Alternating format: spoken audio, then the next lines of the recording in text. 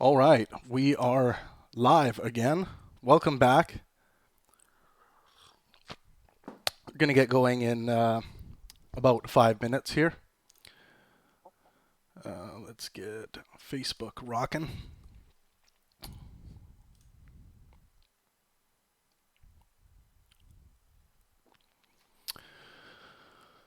Let's adjust a little bit. Yeah, that's right.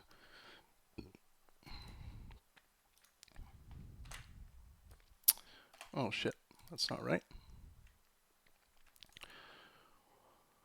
Let me know if you guys can hear me.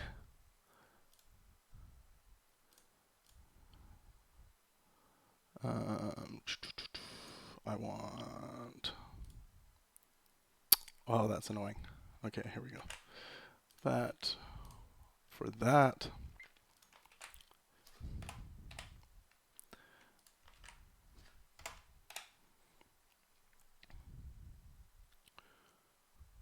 And we can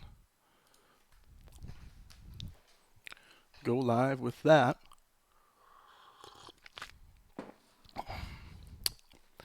All right, hello Facebook.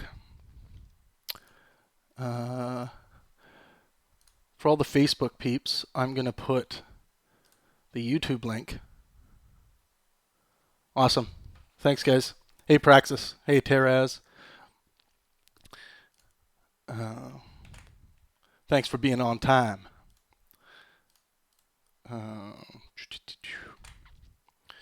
Okay, I'm going to put this. Join us on YouTube.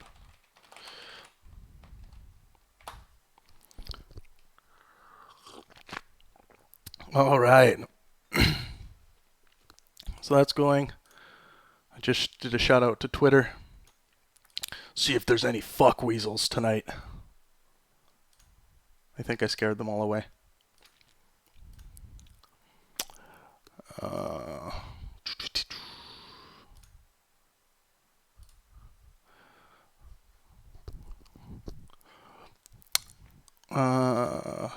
Stream latency. Let's see. Huh, it's not letting me adjust that. That's interesting. I was allowed to yesterday. I'm having a coffee. And of course, my World's Best Boss cup again. I'm a huge Office fan, for those of you who don't know. I may have a collection of a few awesome shirts. I have a Michael Scott Paper Company shirt. What up, Sean? Welcome back. Good to see you here. Just so all of you guys know who are already with us, there will be an opportunity to call into the show and have a quick chat and state what you think, and I'll engage with you for a little bit. And if there's a few people in line, we'll keep it short. But yeah, mostly what we're here to do is engage in this watch party. We made it halfway through Sam Harris versus Jordan Peterson, night 1 last night. I do a little bit of talking, not too much. But I'll provide some little behind the scenes things if I can think of anything. Or if you guys have any questions at all, let's try to keep it on topic. We got talking about aliens and all kinds of shit last night, so let's try to keep it on topic with what Jordan and Sam are talking about. Let's just make sure we got... Okay, yeah, so Facebook peeps, you should jump over to YouTube. You're going to be able to see the video as I'm streaming. And you're going to be able to engage in the chat. You can engage on Facebook if you want, if you just want to have a listen. Now let's see. Let me make sure I'm good to go here. I got that, and that. Canadian election coming up. Have a look at those policies, all you Canadians out there. I'm going to do a post. I'm going to make sure we do a post on the Pangburn Facebook page tomorrow just talking about specific policies. This will be a policy-only post. And we'll see who will be the first to turn it into a shit-flinging contest against the candidate that they don't like. Let's see. Okay, I don't need that anymore. Don't need Twitter right now. And we're essentially good to go here. And who do we got? Everyone say hi who's viewing, so you're in the chat. Get involved. Don't be shy. And again, my Skype live ID is Travis Pingburn3. You can add me on Skype. If you're interested in jumping on quickly on the air live and having a quick conversation, asking a question, stating your opinion, stating your argument, stating your claim.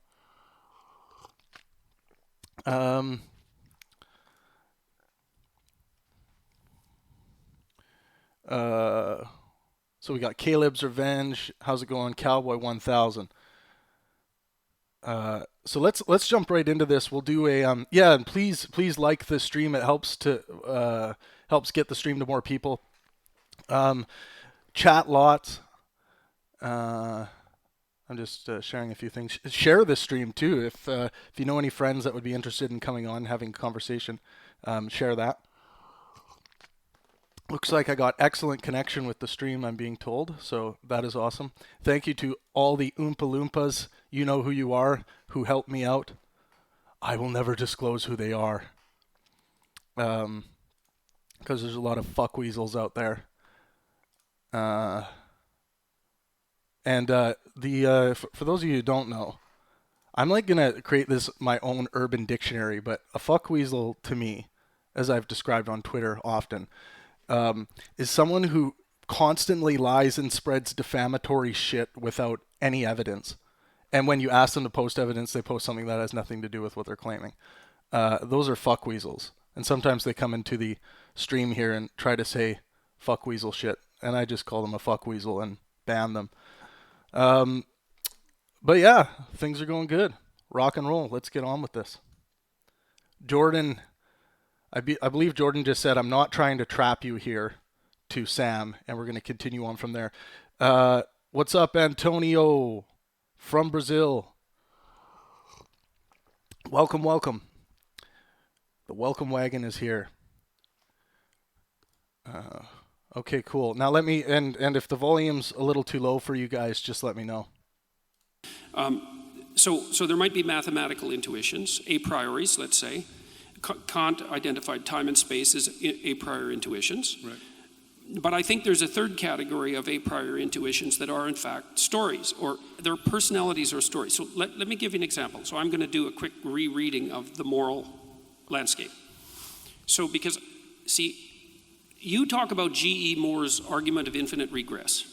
If you claim that something's good and you equate it with something, you can also ask infinitely why the thing you're equating it with is good. Now, it seems to me that the way that you step out of that argument, and correct me if I'm wrong here, is you tell a story. I'm not trying to be smart about that. You tell two stories. You tell a story about someone who has an absolutely terrible life. They're in a jungle where nature is trying to kill them all the time, and while they're trying to be killed by nature, while nature is trying to kill them all the time, horrible barbaric thugs are making their life miserable in every possible way. Okay, so that's one pole, let's say. And then another pole, you identify, and these are hypotheticals, so I guess they're fictions. That's one way of thinking about it, even though they're extracted from real situations. They're meta-fictions, they're meta-truths. That's another way of thinking about it. You contrast a good life, and that's a life where the person has enough to eat and enough shelter, and they have the things that you would expect people to want. You say this is a bad life, and you say this is a good life, and then you say that's. And then you make a side move, which I would say is that's an objectively verifiable fact. I would say, I don't... Holy fuck. Talk about laying the foundation for a very complicated argument that's about to be made. So Sam really has to pay attention to what Jordan's saying here. It's complicated. I don't think it is an objectively verifiable fact. I think it's a fundamental moral claim. And I think that's where you put your stake in the ground. And I would say, when I read that, I thought, well, if you take your jungle story which you've extracted from a bunch of horrors and compiled, and you take your positive story, which you've extracted from a bunch of horrors or a bunch of quasi-utopias, let's say, and compiled, you're 2/3 of the way to a landscape of hell and heaven. Right. Well, so then why not continue the abstraction and say, look, what we're really trying to avoid here is hell. Oh, yeah. What we're really trying to move towards is heaven. Yeah, but as soon as you do that, you're in a religious landscape. No, but my name for hell...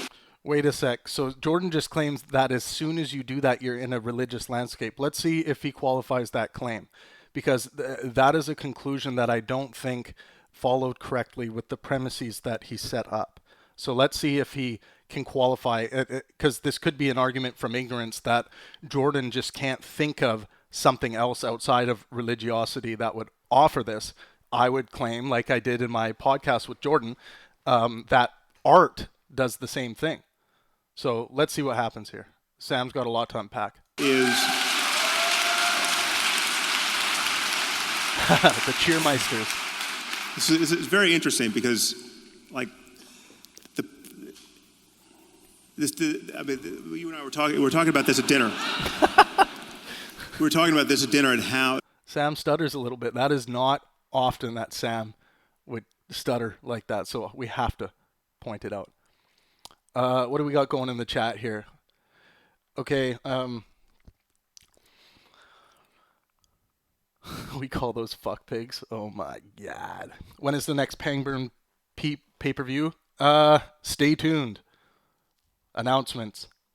BM says, not sure if this has been discussed, but I think Sam is always dropping one-liners to get a laugh. I love Sam and his humor, but like Hitchens, it seems more of a performance than a discussion. Well, part of being a good communicator is having a good sense of humor, I think. It's a good way to really stick a point and have the audience there with you, especially when you're live in front of an audience. But we all do it when we're having conversations with our friends, right? We will find some comedy even if we're having, conversations about contentious issues. So I think the comedy's good, but like I explained last night, I believe Sam has the easy job here, and Jordan has the impossible job at trying to. I hate to use the word weasel, but kind of weasel in this idea of God as if it's kind of necessary to experience in the right way what life actually is, or live fulfilled, I guess. So Jordan's got the hard job here, no question about that. And Jordan, as he's going through these thought processes, is teeing up a lot of different things that Sam can kind of poke at from a purely scientific worldview perspective. Chris says he stuttered because there is so much to unpack, and it's like holding his hand with each point. Yeah, I agree with that. There's a ton to unpack there, and that's why I think that happened. I'm not sure who Michael Malice is, Floyd, but if you post a link below the video, I don't think the link will show up here, but post a link and I'll take a look at it. Okay, let me get back to the content here. I'm just going to check over at Facebook. Anyone on Facebook right now, just jump over to YouTube. You can see the whole stream of the video and you can engage in the conversation. And everyone, please remember to subscribe. It helps out the channel a ton. Like this stream, more people see it, yada, yada, yada, all that jazz. Enough plugs. Let's go. The overlap or lack of overlap between our audiences. And so, like, I just heard from your audience there. And you might have heard from the odd convert. But what's amazing to me is, so, like, I have to do some work to figure out what point they think you made. Because look, wait a second. Wait, no. Hold on. So Sam, big call out for Jordan's audience there. Sam's trying to figure out, he's going through the process of trying to figure out the point that Jordan's audience thinks he made there. And he's also claiming that the most of those people cheering would have been Jordan's audience. Interesting technique. No. And that, I said if you're going to produce a fiction, why not go right to the end? Okay, because so you did produce a fiction. You can tell stories by way of communicating certain ideas. I mean, that's obviously. I'm not saying stories aren't incredibly powerful and useful and inevitable, right? It's like we use. Wait, I think you are. You might not be saying that they're not inevitable, but you are debating their utility and power. Because you said that you don't need the story as an intermediary. I'm not. So now we have a few doors open here, which I think we should extract the most out of. A few doors, more like 20. These areas that we've touched and not run on to something else. So I think there's to talk about the utility of story, right? Which is obviously a fact about the world and about human psychology that you're reading a lot into and more into than I'm reading, right? And the people we just heard from love that you. Well, maybe I'm reading more into it than you are. I'm not sure about that. But you talk a lot about the primacy of stories, and you are trying to get me to admit that even I helplessly resort to storytelling to make my points, right? Well, you did there. I think this is a good place for us to, and I don't want us to get bogged down, but I think it's a good place for us to touch this topic of the distinction between literal and metaphorical truth, which you might want to introduce. Okay, here we go. Literal and metaphorical truth. The thing that really destroyed Sam and Jordan's first two opportunities to attempt to have a discussion. They could not get over this thing. This is why Brett Weinstein was brought there. I think after those two conversations and after some reflection on those, based on my conversations with Sam and Jordan, like privately, separately, I think they learned a lot about what they have to do in a conversation with someone that is proposing something as new, as seemingly new to the table, to the God conversation, as a metaphorical God, because it becomes confusing of, well, what are you actually proposing, or what do you mean by exists here?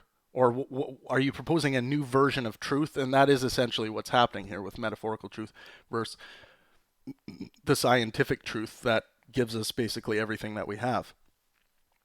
Use it, but because that in my mind that covers this different emphasis on stories. Okay, briefly, but we are at 60 minutes, and we had agreed to go an hour and 15 before we start Q&A. So I agree that metaphorical truth is relevant here. Metaphorical truth is my argument that there are some things which are literally false, but if you behave as if they were true, you come out ahead of where you would if you behaved according to the fact that they are false. And so that these things hover in a kind of intermediate space. To call them false is incorrect. Right. And I hear Jordan wanting to call them true because they're so useful. Right. Well, but you also look, this is what happens in the moral landscape, I think. Tell me why I'm wrong, because I'm really trying to understand it. See, I think you dealt with G.E. Moore's problem of infinite regress by staking a moral proposition. And your moral proposition was, look, here's a way things can be horrible, and here's a way things can be good. Can we accept that this is horrible and this is good, and that we should move towards good?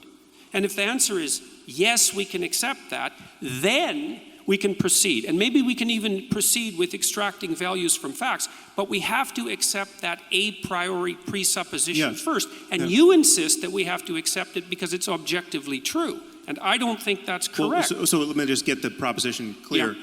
So my argument is that the worst possible misery for everyone is bad. That's hell. Okay, so hell is the religious version of that, but you can forget about religion or whether there's a God or anything else. That we live in a universe that admits of the possibility of experience. I'm asking you to imagine a universe where every conscious mind, every mind that can have an experience, is tuned to the worst possible experience for that mind for as long as possible. So there's no silver lining, there are no lessons learned. Everything that can suffer suffers as much as it possibly can for as long as it can. Now that includes human beings, it includes animals, and it includes... Sorry, we got an ad break here. We may come from... Paying for the power. future AI that we might build that can suffer. It includes beings that we'll never know about, right? So my argument is that's bad. If anything is bad, that's bad. Okay, we don't disagree that hell is bad. If the word bad is going to mean anything, that's bad. And you can't say... That's fine, but it's not a factual claim. No, it is. It's a factual. It's a claim about... So I would argue... Okay, this is an interesting exercise. Sam is claiming that this is a factual claim, that these things are bad and it can be demonstrated. And what he's getting at is his example of, from a perspective of well-being, that if you have a cup of poison or acid, that is bad for your well-being regardless. You can make the claim, the true claim, that is bad for your well-being to drink that acid. And that's where the kind of objective moral truths with a small o as opposed to a capital O come into the conversation here. And one thing to maybe chat about in the chat is, do you believe in objective morality with a small o or a capital O? To you, and again, it's hard to impart this intuition if someone doesn't share it, but if someone doesn't share this intuition, I have no way of interpreting any other word that comes out of their mouth after they admit they don't share this. So I mean, so just imagine someone saying... But even make it a factual claim. No, tools we're using down to, turtles all the way down to something that we can't explain and justify, right? This is true of physics, it's true of mathematics. I just said it was true of arithmetic. Gödel proved it's true of arithmetic. I mean, we have intuitions of truth that can't be cashed out by recourse to the system itself. And it's true morally, I would argue, in this sense, that yes, the worst possible misery for everyone is bad. And if you're going to say, well, okay, who knows? Maybe it's good. What does bad mean? What bad means? Bad okay, means that... Again, you guys are going to get stuck. Let me try to help. It's okay. Really. It's okay. What does bad mean? I agree hold with on. you. I really think that we're going to go down a rabbit hole here, and we'll it's okay. never come back out. This is a crucial issue. It's an absolutely crucial issue. This is why you get stuck. All right, so now... Brett is trying to interject his best here, and Sam and Jordan are just kind of like two kids that are like, no, just a little bit longer. Let me watch a little more TV. Let's go back to the chat here.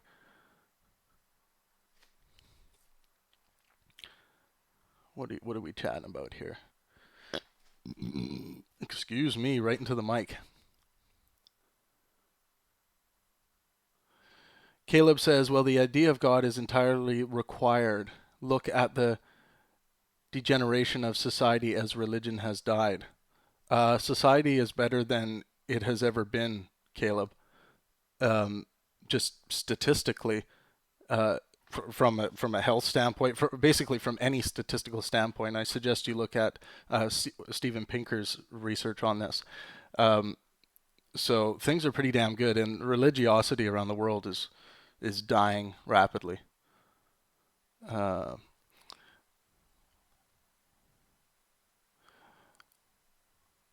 Look at the explosion of neo-pagan religions, such as Peterson sets the trap. I don't know what that's in reference to. I think Jacob Josephsberg says, I think Sam actually has the harder job since he's arguing against an age-old consensus among philosophers that you can't derive morality from objective fact. I would say when it comes to that particular part of Sam's argument for morality, I would say yes. But when you're sitting across from someone who's trying to essentially open up a new can of worms, creating a new version of truth to kind of, again, I don't like to use the word weasel, but weasel in a new version of belief in the existence of a God, I think you have a lot of work ahead of you. And when it comes to that, I think Sam's got the easy job.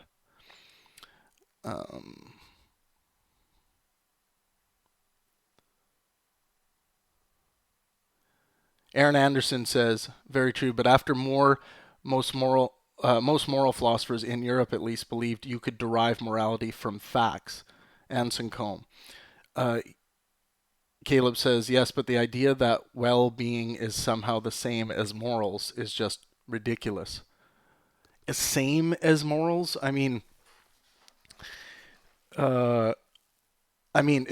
the thing is that you can use objectivity to to get some moral truths out of those things, like the example of drinking the cup of acid.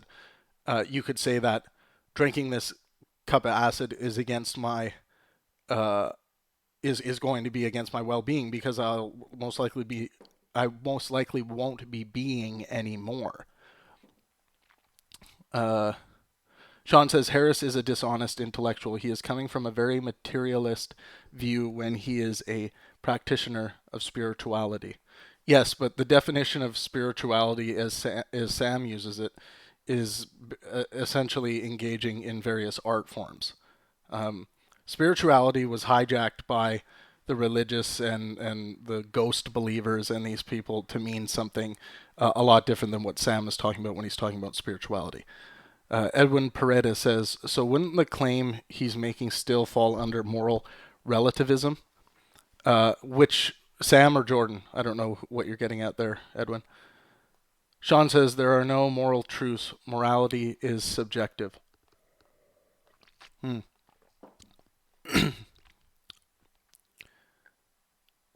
we can talk about that if you do call in, Sean. The thing, Caleb says, the thing Sam misses is that suffering is also subjective. If you gave me a tarantula, I will be having fun. If you give an arachnophobe a tarantula, that would be suffering immensely. Oh, that's an interesting example.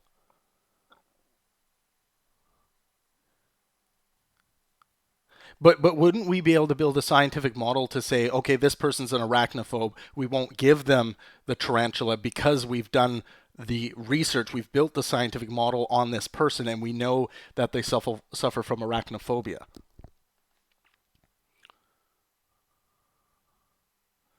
Okay, interesting.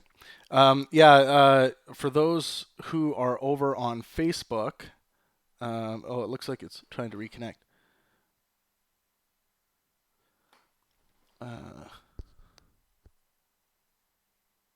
It looks like Jake Webb. Join us over on YouTube, Jake.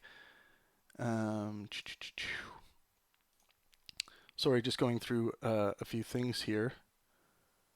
Yeah, so if anyone's interested in calling in, at about the halfway mark, we'll open the lines on Skype. I haven't even done this yet, so this will be interesting. And I can take some calls for anyone that wants to call in and have a chat. Some of this stuff is going to be better spoken out loud as opposed to just typed up, because some of these conversations are getting quite long. It's kind of the whole adage of it. Sometimes emailing back and forth isn't. You just sometimes have to pick up the phone. How would you know that they are honest about arachnophobia? So you would have to test this. You would have to test the arachnophobia if you were going to make any kind of claim that this is what this person is suffering from. Yeah, I could switch over to Discord. For now, I got Skype. Download it. It takes like 5 seconds. Okay, let's get back to this. We have a mutiny here. We're at war with our moderator. Yes. Give us 2 more minutes because it is crucial. Okay. Well, so let me. I mean, honestly. By the way, I have a prediction that in 2 minutes we won't be any farther than we are now. Okay, let's bet. I'll bet you $1. You're literally playing devil's advocate here because you don't believe that hell might be good. No, right? of course not. Okay, I didn't say that for a second. So you're willing. I agree that it's bad by definition. This isn't I would argue that anything you would, if you're going to use the word bad and good, or better and worse, or anything, make any value judgment about anything, it will, implicit in those judgments will be an acknowledgement, whether you're going to acknowledge it or not when I put the question to you, that the worst possible misery for everyone is bad. You can't use the word bad unless you're going to acknowledge that. I'm not disagreeing in the least about that. Okay, not a bit. so it's built into your good and badding with respect to every other situation in life. Fine. All right, chat, let's hear your definitions of what bad is. Let's hear your definitions. If you're going home tomorrow and a bus drives by and cuts your hand off. Oh, look, we got a fuck weasel in the house. Tasteless opinion. Sweet. I'll screenshot that. See you later, fuck weasel.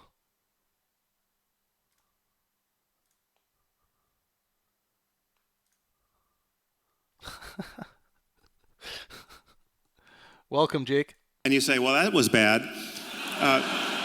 It only makes sense with reference to this underlying claim. Well, it would be worse if the other hand got cut off too, and everyone's hands got cut off. You're beating a dead horse here, man. I agree with you.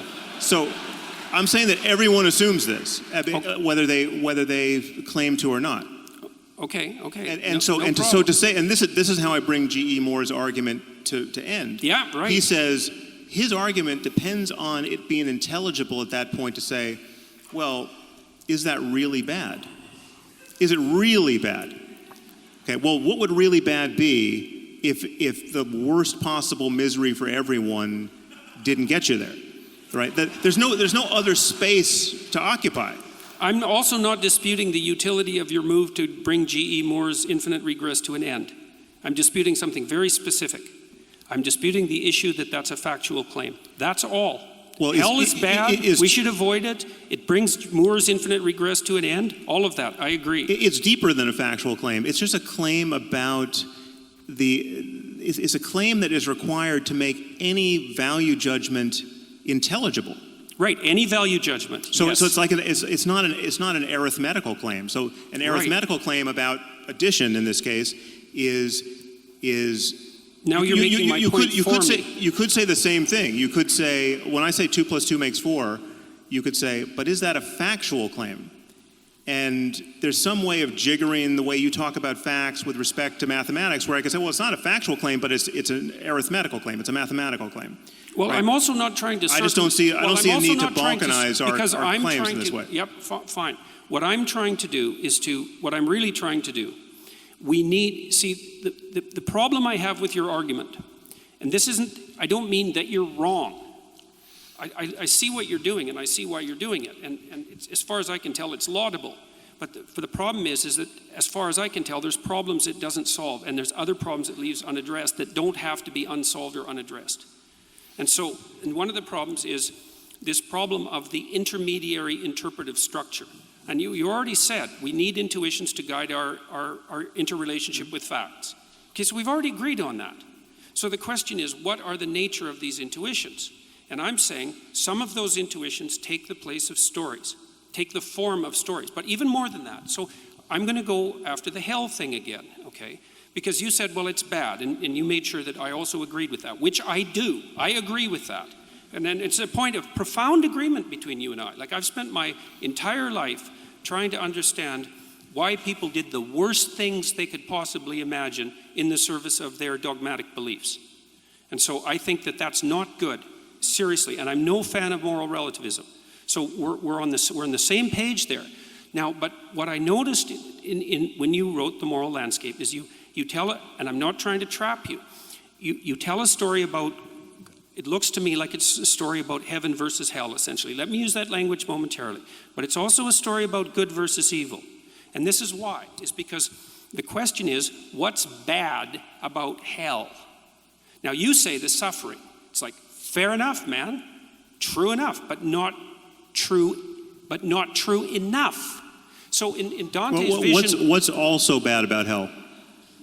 In addition to the suffering. The actions that put you there, the malevolence that generates it. Well, sure. Okay, but that's part of the suffering. So No, it's not. No, it's not. Okay, so there is a key disagreement that Sam and Jordan have. Sam claims that this is part of the suffering, the shit that led you to hell, and Jordan is saying, no, it's not. So let's see if this is resolved. It's not the same as the suffering. It's not the having your hand cut off. It's the pleasure that's derived by the person who cut it off. And that is a different thing. That's more, but that's part of my picture. Well, but wait, it's an important, the distinction is important. But, for example... But Jordan, my picture of the moral landscape includes all of this. It includes everything that, and this is why I don't readily answer to the name of utilitarian or consequentialist, because the way those views tend to be taught, they tend to take as in the tally of consequences, you leave out the psychological implications of being the sort of person who would have sought those consequences or behaved that way, right? So I would grant you, and I'm explicit about this whenever I talk about this, that part of the picture of any consequentialist discussion of well-being it's everything about the human mind and social relationships and societies born of all the individuals living together, everything there that leads to different states of consciousness. So it's like you having negative intentions towards other people that give you that produce certain negative actions in the world. Those intentions themselves are part of the consequential picture. Those intentions themselves close the door to certain kinds of positive mental states that you don't have. Let's say you don't have compassion because you wake up every morning just trying to figure out how to manipulate people. Well, not being able to feel compassion for other people is a bad thing for many reasons we could adduce. And yet the usual consequentialist picture just looks at what's happening out in the world in terms of the body count, and that's not, it's all part of this picture. We're all talking, anything that can possibly affect a conscious mind anywhere is part of the picture that I'm painting, that I'm calling the moral landscape. Okay, so I want you to let me step in. I think I can. We need to bring you guys. I can get us somewhere. All right, I'm going to start with you, Sam. Let's swap out the idea of metaphorical truth for something a little harder-headed. Heuristics, right? We have heuristics. We use them to perceive the world. They're often highly reliable. In fact, almost everything that you believe that lets you operate has to be a heuristic of some kind. I mean, if you decided to learn to drive and you got into the car and they said, okay, well, it's all quarks out there, right? You need to understand how quarks interact with each other. Not useful. Right, not useful, right? What you need are some heuristics in which you can stipulate that there's something called a vehicle out there and you don't have to be overly precise about what it is and you learn to avoid it, okay? The heuristics vary a lot in quality. Some of them are really good. The periodic tables are really good, okay? The idea of gravitational potential energy is kind of crappy, right? If I have a phone on a table here, I can tell you how much potential energy it has by measuring its mass and its distance from the ground, but if I've got a hole at one depth on one side of the table and another depth on the other side of the table, I can't calculate it because it's a crappy heuristic. Works well enough in regular stuff. Right. Now here's the question. What if these religious texts are heuristics through which most people simplify calculations that they are in no position to do based on the limited amount that they are capable of perceiving, the amount that they understand about the things that are in play. So they're deploying these heuristics maybe to reduce things that degrade well-being. If it were true that religious heuristics increased well-being by allowing people to actually, on average, operate in the world in a way that increased well-being, what would you say about them then?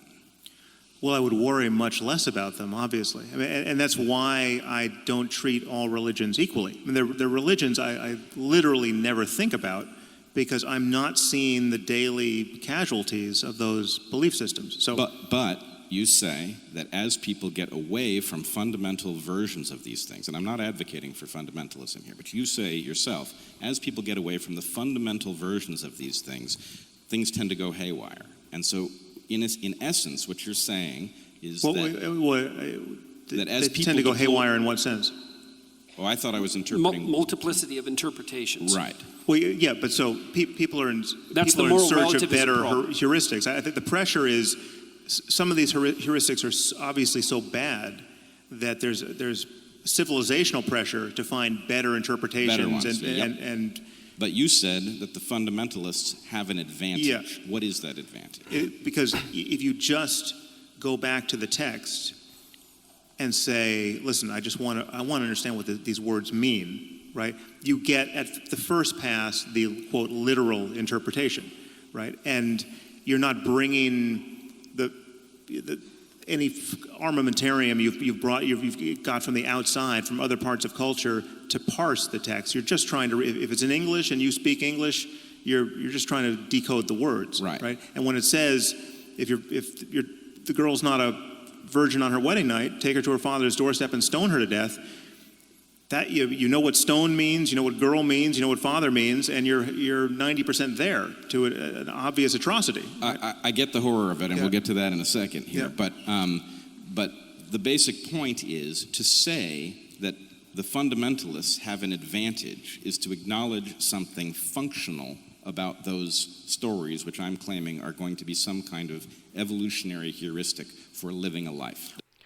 So this is all just tap dancing around.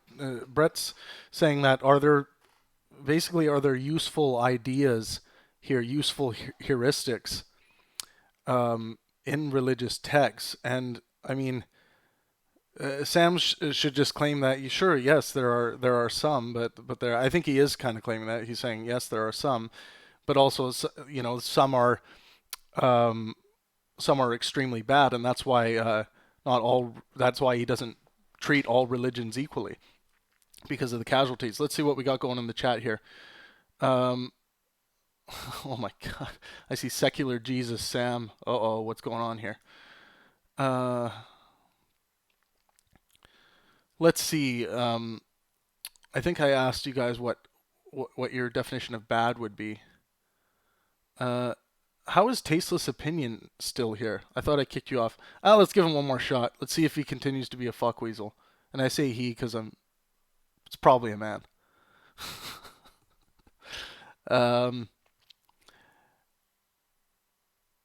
Okay.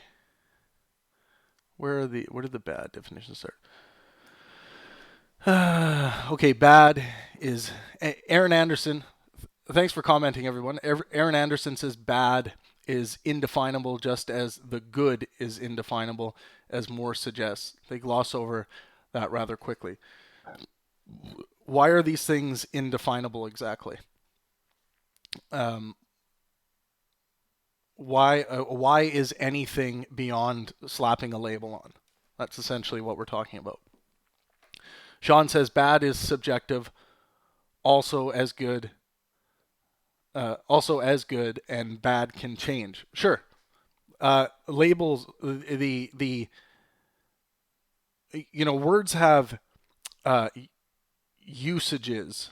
They don't have intrinsic meaning, so we can change and play with these definitions. And the definition can be bad is a subjective interpretation of the detriments to your well-being or something like that. But I don't think these things are indefinable. Poser, thanks for stopping by. Okay, Fulios, I'm here now. Jason Summer says bad would mean to a system something that is counter to the production of the proper functioning of the system. Let's try this again. Bad would mean to a system something that is counter to the production of the proper functioning. Okay, so the proper general functioning, as in as an example, a proper general functioning body wouldn't have disorders or ailments or disease or anything like that. I'll buy that. Let's see what else we got. One man's bad is another man's good. Yes, but we're trying to find the general truths to this, to good and bad. Generally, sickness or wellness is preferable to sickness, right? This as a general rule. Not many, excluding the sadists, would pick to be ill, right? Let's see. Okay. Let's see. Jason Summers asks, is Peterson saying that suffering is not just the punishment, but also the actions that led you there? The mindset that brought you there? Okay, is Peterson saying that suffering is not just the punishment, but also the actions that led you there? Well, I think that's what Sam was saying, actually. I think Sam was saying that. Bao Mei says, I think that Jordan is trying to say is that badness, represented in its purest form by hell, is biological and evolutionary. That hell is non-moral, intelligence is not necessarily bad. Sean says, people relish in evil, which is good for them, but bad for others. Let's see Sean's claim here. People relish in evil, which is good for them, but bad for others. Yes, some do. Some do. Baked Creations comes in with the secular Jesus Sam. Let's see what else we got.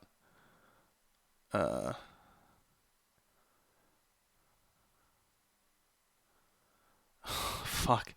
Here's when you know I don't use the word cunt lots, but this is a good example of a cunt problem when you're trying to have conversations and intellectual discourse. Here's a problem. There there is a thinker out there that coined this and told this to me. I can't take credit for this. But the cunt problem is when you have someone like tasteless opinion here. If you go down, he says, is Travis trying to steal philosophical ideas or does he want to have a convo? That's called being a cunt when people are trying to engage in intellectual discourse. Tasteless, you are the cunt problem here. So try to be less of a cunt problem. Engage in the conversation. What you have said here is something a cunt would say. Okay, moving on. Okay, we got a lot of conversation happening here. So just a reminder to everyone, I think there's something wrong with the Facebook feed. Maybe I'll open it again. You know what? I think fuck it. I'm going to close that feed. Okay, Baked Creations comment was held for review. Weird. I think because he said turds. Sam thinks he can. Yeah, I understand Tasteless is a troll, but he's actually, this person's showing great examples of what the cunt problem actually is, and I think it's important to point this out because, and it's good to call people out for this when you're trying to have a discussion and they're just constantly just like throwing nonsense and bullshit.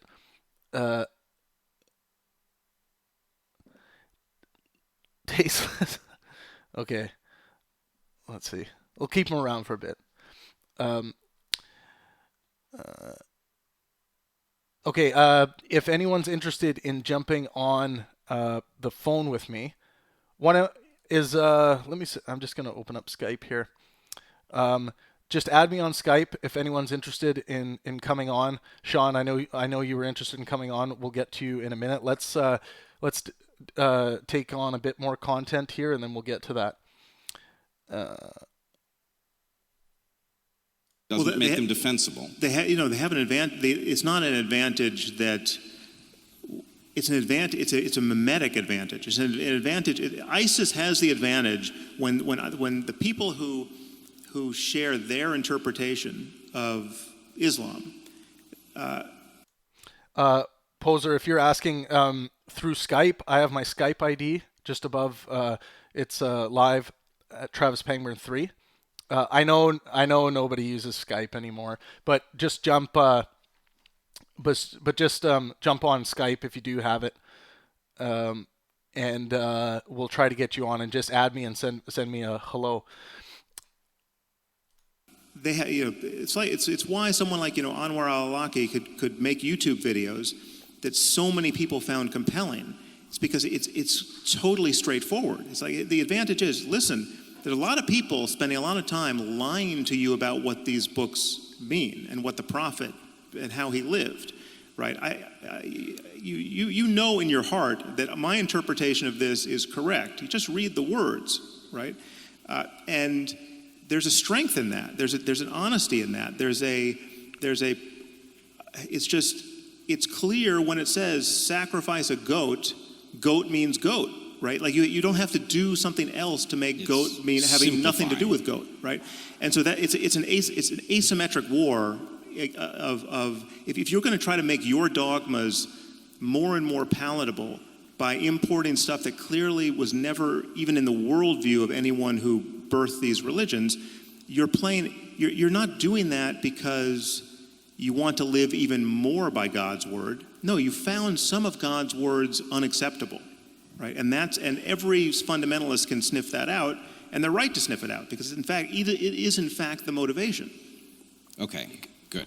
So I think we've got a tenuous kind of agreement that there might be some kind of utility, that utility might be morally questionable sometimes, but that there is some reason that people would resort to a fundamental... You move towards the parallel danger, which is moral relativism and nihilism. And so hopefully you can find some balance. So let me ask you... No, I want to ask you a question. Oh, yes, okay. Yeah. So, and also, what time do we actually stop this part? Because it's 10. I just missed the time card. But I think we have another couple of minutes. Okay. So... There's no objective reality to time, I think. Actually, it's a pretty good conversation we could have. But okay. So here's my question for you: is if we agree that there is some way in which religious texts carry some kind of value because they allow people to figure out how to navigate their lives in ways that might reduce suffering, reduce the complexity of the choices that they have to make. Presumably, you will agree that would be consistent with an evolutionary interpretation, that the fact that the stories themselves are yes. functional would provide an advantage to those who were deploying them. Yes. So here's the problem. Isn't it then also true? Who the fuck is this tasteless person? If he cares about these topics, he will join our Discord. What a dumb shit thing to say.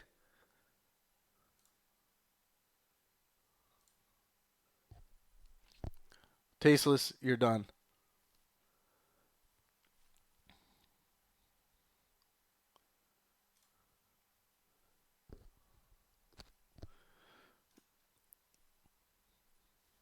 That those stories are responsive to past environments. And so the claim that these things might be timeless would be suspect. And yes. in fact, you would expect a spectrum of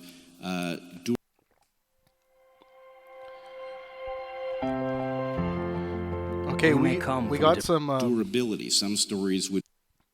We got some people waiting to jump on the line here, so let's see if anyone's... let's see if this will actually even work. I haven't done this yet, so...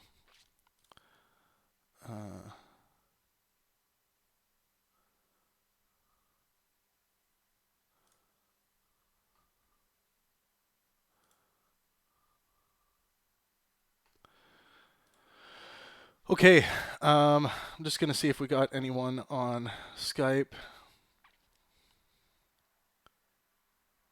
Yeah, I know. Fucking trolls. Unbelievable. Okay, we got Nadia. I'm going to see if we can connect with Nadia here. And we'll just make sure you guys will be able to hear what we're talking about.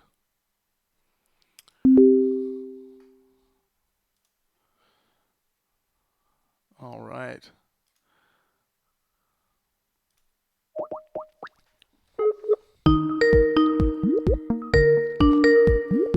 Let's see if we can get Nadia.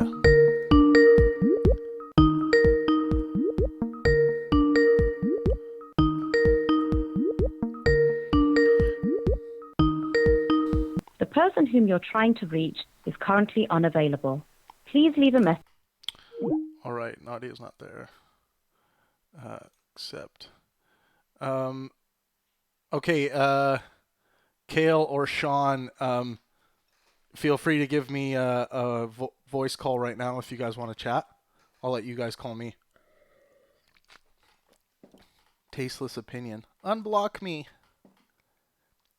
so you guys have this.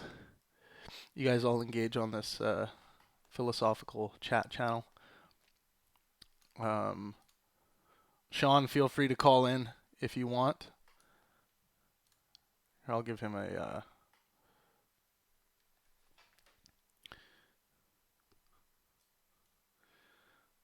This will be a little bit slow. Um,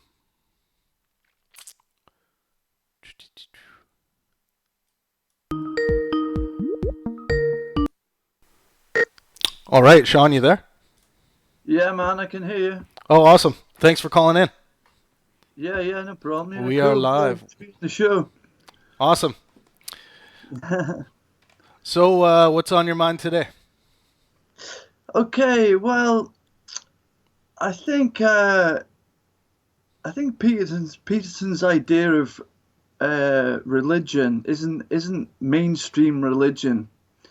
I think he's got kind of uh, an idea in his head of a perfect kind of religion that he's trying to put across, which is a timeless religion. But he does back up some of the religious claims. A lot of it goes back to yesterday, like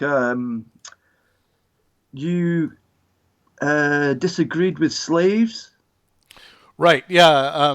I mean, Exodus 21 explicitly sanctions slavery in the religious texts, and I would say that any moral interpretation of that book, you would have to say that this is not something, this is not a law that can be accepted morally. Okay, but slavery back in biblical times was actually seen as better than being a peasant.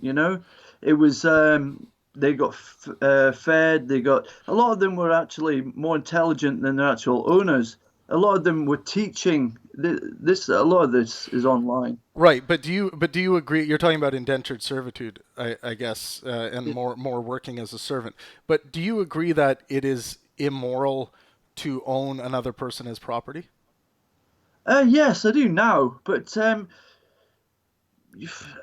lot of the sort of debate yesterday was taking 21st century culture and trying to equate it with biblical times, which back then, I mean, if you lived till you were 30, you were lucky, it was all kinds of, it was completely different. Right. I mean, sure, things were different back then, but I still think owning a slave as property, having rules that you can beat them as long as they don't die up until a few days later. I mean, you agree that there's some terrible immoral shit in religious texts, right? Oh yeah, of course, Yeah. but religious text is written by men, and it's made to look like it's written by the Almighty, but Right. it's not. I mean, It's there are a lot of fundamentalists out there that say that the religious text was written by men, but they were divinely inspired men. So essentially, God was moving their hand as they were writing. Yeah, yeah, of course. And do you see good and bad? Why is it indefinable? Well, no, it cannot be definable. Yeah, I mean, I think we have definitions for good and bad, and even if someone wants to change those definitions and say that these things can be subjective, I mean, we can still create labels for these that work. I don't buy the claim that we can't define Okay. certain things. Well, anything that is subjective to change cannot be a truth. Okay. So good and bad change all the time. Now, Saddam Hussein was a bad dictator at the time. The Americans came in, removed him, and then the people changed their mind and said he was a good dictator because of the aftermath of what happened, ISIS taking over and the slaughter of millions. Now, yes, Saddam Hussein was an evil bastard, but the definitions do change. you know, and anything that's subjective to change. Well, yeah, I mean, there is subjectiveness here because you'll call him an evil bastard, and you will cite, he caused all these millions of deaths. But then another person will say, well, he wasn't evil. Those people that died deserved to die because of X, so he was actually a great leader, right? Yes, so Yeah. it cannot be definable then. Uh, no, but you can say it would be bad for your well-being to drink a cup of boiling acid. It would be bad for your well-being. To Yeah, drink. it would be not if you are gonna be. I mean, you see, this harkens back to how Peterson uses truth, because not if you were going to be subjected to torture for hours and hours by Nazis. So if you had it's like saying, is it bad to bite one of them pills, the things they used to bite, you know, to But yeah, but Sam's perspective on morality based on well-being is this is creating general guidelines and rules on how on truths we can find about, like the example I just gave. It doesn't mean that you're not going to be able to cite examples of where this may in fact you might be able to say, well, oh, in this case, if this person was going to be tortured by Nazis, then it might be better for them to kill themselves with the cup of acid. I think this is just about getting at the getting towards some general rules about well-being and what would lead to the best life. Some rules that would lead to the best okay, well-being, best life. okay. Okay, well, general rules. If he's generalizing about rules which will lead to best living, now he's talking about in a society. Now, a society cannot, I mean, capitalism, by what you see in the world today, you know, we have iPhones made in the most hideous fucking places. And they're pretty honest about this, you know. Sam Harris was talking about people throwing themselves off buildings and stuff. Yeah. Now, so you cannot have a society because the human condition, right? The human condition is misguided in thinking they can find happiness in like material things, where it's not. You give But everything the meaning it has. The happiness doesn't come from the object. The happiness comes from the subject. well, You the know? happiness is the chemical process in the brain, right? And the happiness is Yeah. I mean, if you can still gain temporary happiness from objects. I mean, we can set up a Temporary, yes, temporary, and that leads like, say you buy a Porsche, then you want a Lamborghini, then you want the next thing, you know. It's just it's the trap, society's trap. I mean, look, we yeah, only I have. get what you're getting at. Like being obsessed with objects to find your happiness is definitely going to lead to a problem. I am going to move on to the next caller though, Sean. I got a few guys waiting, but I'm going to be doing a lot of these. I would love to have you call in again. Where are you calling from, by the way? Aberdeen, Scotland. Oh, awesome. Well, I really appreciate it. Hope everything's good over in Scotland, and I'll chat with you soon. Okay, thank Thanks. you.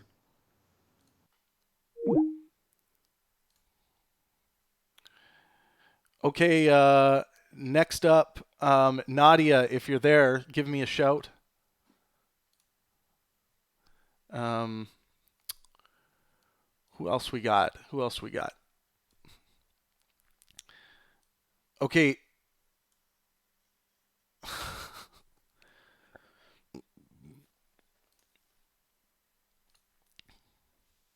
Okay, Aaron, you're up. Give me a shout. Audio call. Yes, Mason. The phone lines are open on Skype to call in. Just add me. My Skype ID is above the stream. All right.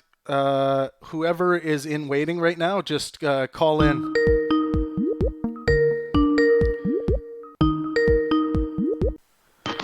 All right, Aaron, you are live on the air. Thanks for calling in. Hi, how's it going? Not bad. How are you? I'm well, I'm well. This is Tasteless Opinion? No, it's not. I'm joking. You know what? I'm fine if Tasteless wants to call in and have a conversation, but isn't it funny when someone doesn't quite realize that they're the cunt in the room?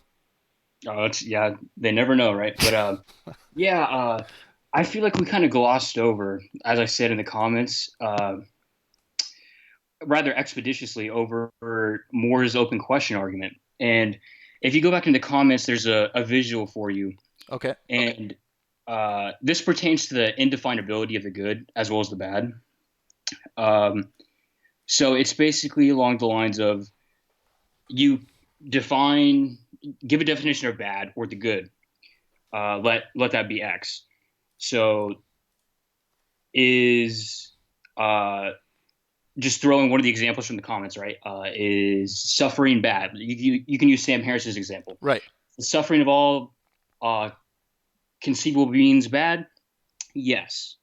But is the bad all conceivable beings being admitted to this form of suffering? So what that shows is, and what Moore in 1903 showed in his paper Principia Ethica, is that there's a property of this thing we call the bad, which is excluded. It's a superset, so to speak, of all an amalgam of properties that cannot be reduced to such a definition as saying suffering. So, for example, if you say suffering is equivalent to is everything bad, things like eavesdropping or spying on a naked woman, that has no bearing on the well-being or the suffering of the woman. But we'd be hard pressed to find someone who doesn't find that to be bad. So there are examples like that. Right. Things you don't get caught for. Things that just stay in your own mind. I don't think you have to limit yourself to that, but just the action itself, for example, of eavesdropping on a woman, that obviously is morally reprehensible. Let's just say. But also illegal, right? Yes, and it's a separate argument about whether legality derives from these moral intuitions, as Moore argues, or if it's inverted the other way around. But that's for another day, right? But the point of that is to show, and I think it isn't really handled well by Harris, the fact that you cannot rather quickly assign a definition. A natural property is what Moore calls it. You cannot not assign a natural property to this good or bad that we try to conceive of. Okay, so can you put together a claim Sam would make and your response rebuttal to that claim, just so we can analyze it. We can have people analyze it in the subject here or in Okay. the chat. So we can say Sam thinks that, just take his dictum, right? Just take his dictum. The bad is the worst suffering of all beings, correct? That's what he says earlier in the video. That bad is the worst suffering. Okay, yeah, sure. What Let's go with Peterson that. called hell, right? Yeah, But yeah, what Harris didn't want to call hell, for example. yeah. There are other things that we call or consider to be bad. And this isn't a semantic language game. This is a philosophically dense argument. There are other things that we call bad that are not, not encapsulated in that paradigm, which is the eavesdropping example, or let's just say not unactionable racism, let's say. Right.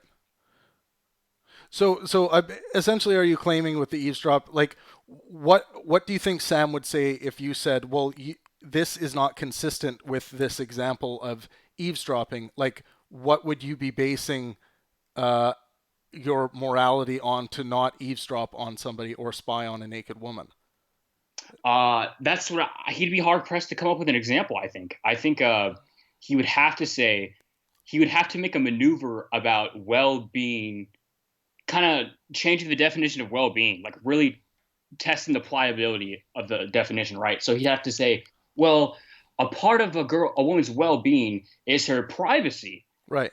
And I feel like that becomes a stretch. You can do that Isn't with that you wouldn't think that would be a sound response to what you're claiming here? I think it's a debater's point. I don't think it's okay, well that's interesting. I think we'll take that note and chat about that. I think that's a really good point, and I would love it if you called in again and we could chat some more. But I think we're going to get back to the video here. Yeah, of course, but I really appreciate that. Thank you very much. Oh, thank you. Pleasure's mine. Yep. Have a good night. You too. All right, that was Aaron Anderson. We will get back to more calls a little bit later. We will continue on with the video. I know you guys are chatting away there. We'll try to get to as much of it as we can. Actually, let's take a quick. Yeah, that was a great call. Thanks a lot, Aaron. Let's take a quick 1-minute break. Take a pee break if you need it. I actually, no, I don't need one. I'm good. We'll do a quick 1-minute break. I'm going to have a quick puff out of my pipe.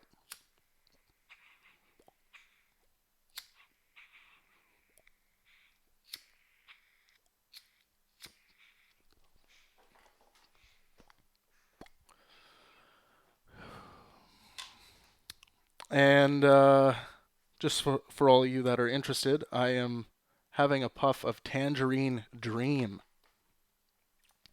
Tangerine Dream. THC total is 13.02, 0.02. This is a sativa. Yes, it's marijuana. I suffer from horrible headaches since I had a bad concussion on the ice playing hockey a few years ago. Caused all these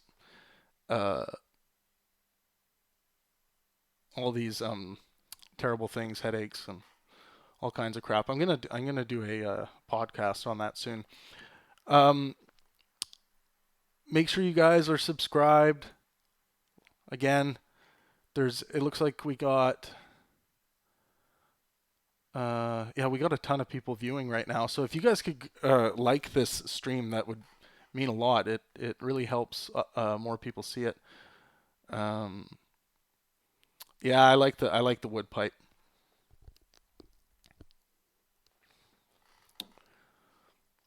They seem to be finding a lot of shit wrong with the what are they called? The vaping, the flavored vape. I don't know if you guys have been following that much, but apparently a few people have been hospitalized and lives ruined by some of these vape machines. I don't know if it's the machine or the actual shit they're inhaling that causes it. All right, I'm gonna roll on this video. Let's get rolling. Be right in a brief moment. And yes. Okay. All that's true. All that's true. So far, so good. Well, so far, so good. This is actually, I think, quite excellent then, because what we have is a recognition that there is something to these belief systems that has to do with practical realities in the past, and we also have an acknowledgement that we cannot trust in these things based on simple faith, because even if they can be certain to have worked at some point in the past, we don't know what their relevance is to the present. Right. Okay. Fair enough. All right.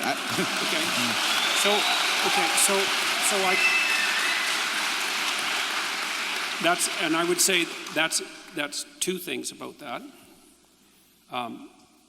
That's exactly why we're having this discussion.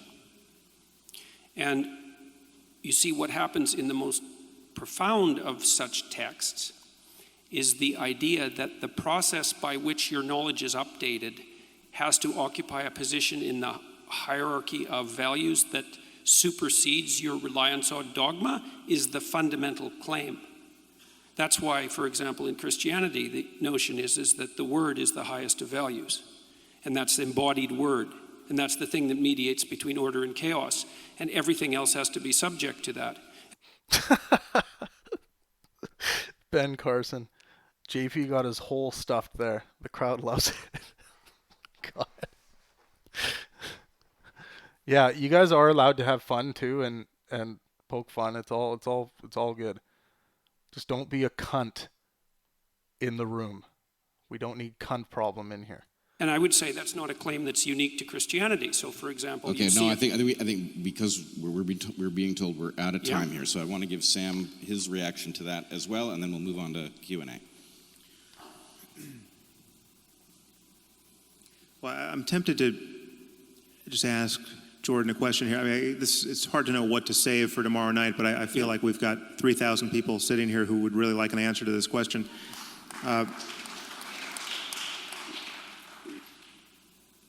You say you believe in God. You have been... No, I say I act as if he exists. You say what? I say I act as if he exists, which so, is a much more precise claim. Okay, so then what but in this case, what... Okay, let's talk about this a little bit. Jordan says he acts as though he exists. He's making a claim of agency and of sex here when it comes to the topic on God. So then the next response is, well, what God do you believe in? What do you believe he is? Where does it exist? Or even if it doesn't exist, why do you not act as though she exists? Or Santa exists, or this is kind of the problem here with Jordan's belief here. So let's see what happens. So you act as though God exists. Yep. And in addition, I've heard you say that I act as though God exists, that I can't really be an atheist. So far it seems that. Right, yeah. We'll see. The night is young. Yeah.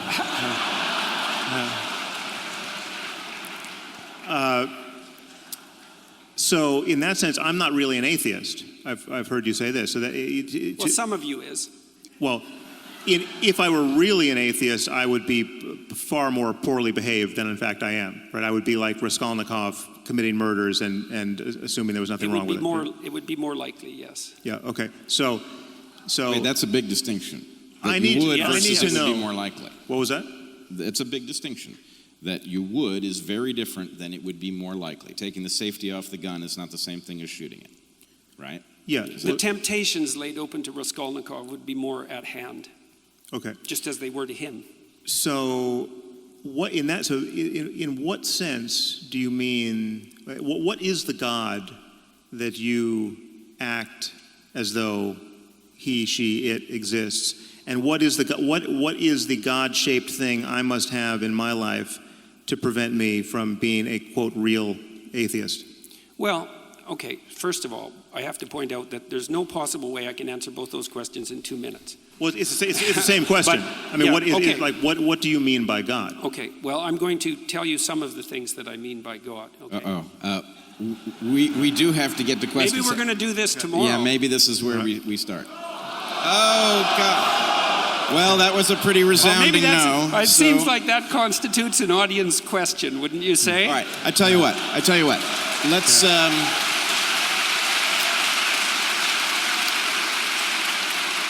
Let's do this, but let's be deliberate about time. Okay. Well, I'm going to read some things that I wrote because it's so complicated that I'm not sure that I can just spin it off the top of my head, and so you'll have to excuse me. Okay, so Jordan is about to take a stab at trying to define what he means by God here. So, and what I'm going to do is sort of paint a picture by highlighting different things. So now I already made one point here. I made the point that part of the conception of God that underlies the Western ethos is the notion that whatever God is expressed in the truthful speech that rectifies pathological hierarchies. And that isn't all it does. It also confronts the chaos of being itself and generates habitable order. That's the metaphysical proposition. And that's best conceptualized as at least one element of God. And so I would think about it as a transcendent reality that's only observable across the longest of time frames, the longest of iterated time frames, to your point. So here's some propositions, and they're complicated, and they need to be unpacked. So I'm just going to read them, and that'll have to do for the time being. So God is how we imaginatively and collectively represent the existence and action of consciousness across time, as the most real aspects of existence manifest themselves across the longest of time frames, but are not necessarily apprehensible as objects in the here and now. So what that means in some sense is that you have conceptions of reality built into your biological and metaphysical structure that are a consequence of processes of evolution that occurred over unbelievably vast expanses of time, and that your perception of lifespan, which is why you have a biological structure that's like 3.5 billion years old. So I'll let Jordan keep going here. So God is that which eternally dies and is reborn in the pursuit of higher being and truth. That's a fundamental element of hero mythology. God is the highest value in the hierarchy of values. That's another way of looking at it. God is what calls and what responds in the eternal call to adventure. God is the voice of conscience. God is the source of judgment, and God is the voice of conscience. So that claim needs to be qualified by evidence. What does that mean? If you're going to claim that God is the voice of conscience, well, we don't even know really anything about consciousness, or I would even propose it may be a failed concept, but Jordan's got to qualify that claim. Mercy and guilt. God is the future to which we make sacrifices, and something akin to the transcendental repository of reputation. Here's a cool one if you're an evolutionary biologist. God is that which selects among men in the eternal hierarchy of men. So, men arrange themselves into hierarchies, and then men rise in the hierarchy. And there's principles that are important that determine the probability of their rise, and those principles aren't tyrannical power. They're something like the ability to articulate. Jordan, what the fuck does that hierarchy have to do with a god? Can anyone try to interpret what Jordan just said? How does that hierarchy have anything to do with a god?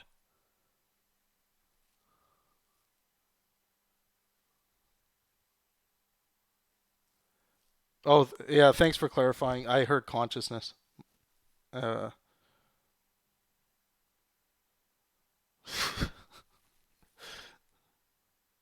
Articulate truth and the ability to be competent and the ability to make appropriate moral judgments. And if you can do that in a given situation, then all the other men will vote you up the hierarchy, so to speak, and that will radically increase your reproductive fitness. And the operation of that process across long expanses of time looks to me like it's codified in something like the notion of God the Father.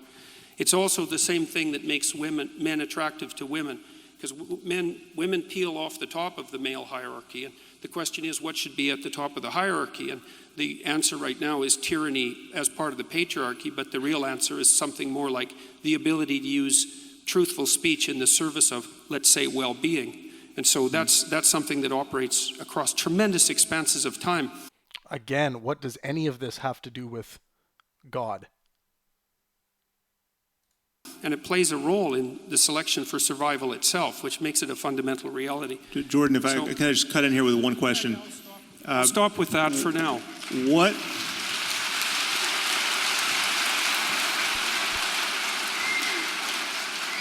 So I was not hearing in that list of attributes a God who could care if anyone masturbated.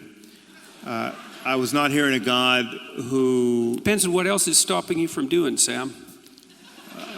Sorry, I missed that. I said it depends on what else it's stopping you from doing. Well, okay, so it's yeah, important to live. But seriously. It's important to do something other than masturbate. Yes. Yeah, but it's important to do something else than masturbate. But what the fuck does that have to do with God? I know what Sam's saying. Sam's just talking about, personal gods that and shit that's written down in these texts, describing these gods. Yes, which actually constitutes a problem for many people. Which is harder than it sounds.